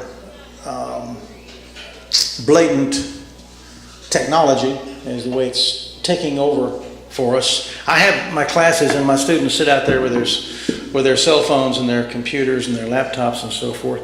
And to me, it's rude for them to be on these devices while I'm lecturing or while we're trying to do something in the class. So as soon as they figure out that they're being rude, they get up and leave. And they stand out in the hall and talk on their phone or text somebody or do something like that. Anyway, there was and I think somebody might have mentioned this, but talking about Time magazine, there was an issue that came out in February the 21st in 2011, and the front cover of Time magazine was a picture of a man, looked like an actor out of this movie called Matrix, because he had like a plug, in the back of his neck. And the title across the page, the front cover of Time magazine, was the word singularity. And the word singularity is a physics term developed years ago about the event horizon, I think, in the black hole or something like that. It's where everything becomes sort of, in the Buddhist notion, everything becomes one. And this idea of singularity was presented in the magazine in such an alarming way that I remembered the magazine and the article, and I've gotten copies of it, and I've talked to my boys about it. One's engineering, one's in physics, and they don't seem alarmed at all about this thing called singularity. But it will happen the prediction is it will happen in the year 2045. We'll be a little older. That's what, 30 years from now? Yeah, hopefully we'll all be dead by then. The moment of singularity, which is now a second definition of the word, it's not physics. It means the time in which no longer is there human input in history. All thinking, and we don't do much of it today, but no thinking will be done by humans in 2045. The prediction is that at that moment, in that time, in 2045, all thought processes will be done so much better by computers that they not only will do the thinking, but they will design the new computers to do further thinking down. And it will leave, nobody will have a job doing anything. Except maybe, picking strawberries out in Napa Valley. I mean, it won't be anybody doing anything thinking-wise. So the computers will do all the teaching, and they'll do all the writing, and they'll do, kind of like 2001, The Space Odyssey, when Hal the computer had taken over for the mission and was eliminating the astronauts because they were going to be a problem for the mission to be completed. And that was in 1969 that movie came out. And they've now gotten to the point of saying, the moment of singularity, when people no longer think, not that they don't want to think, they will not be allowed to think because computers will take over. Now you talk about the absence of freedom. I mean, I've been married 5 times. I haven't been able to think through the last 4. So I've already experienced singularity. But it's something I wanted to yeah, right. I've been single a lot. Anyway, that's what I wanted to refer to. I didn't get around to getting that to be part of my speech on stupidity, but it sounds like when you read the Time article that we'll all be happier when we're not thinking, because we won't be causing depressions on the stock market. We won't be waging war of weapons of mass destruction against Iraq. We won't be doing anything, stupid or otherwise. We won't be, I guess, writing poetry or playing chess or doing anything that requires thinking. I guess we'll just sit in front of the TV like we do anyway, Yeah, drinking beer in front of the football game. So there'll be, like, every tiny little zip code will have its own football team, and there'll be football not just on Thursdays and Sundays and Mondays, every hour of the day, all week long. Just all you have to do is drink your beer and sit in front of the TV and watch football. Now, I think that'll probably be the ultimate happiness one. All right, thank y'all. Okay, we have to be, they kick us out of here at 9 o'clock, just so you know.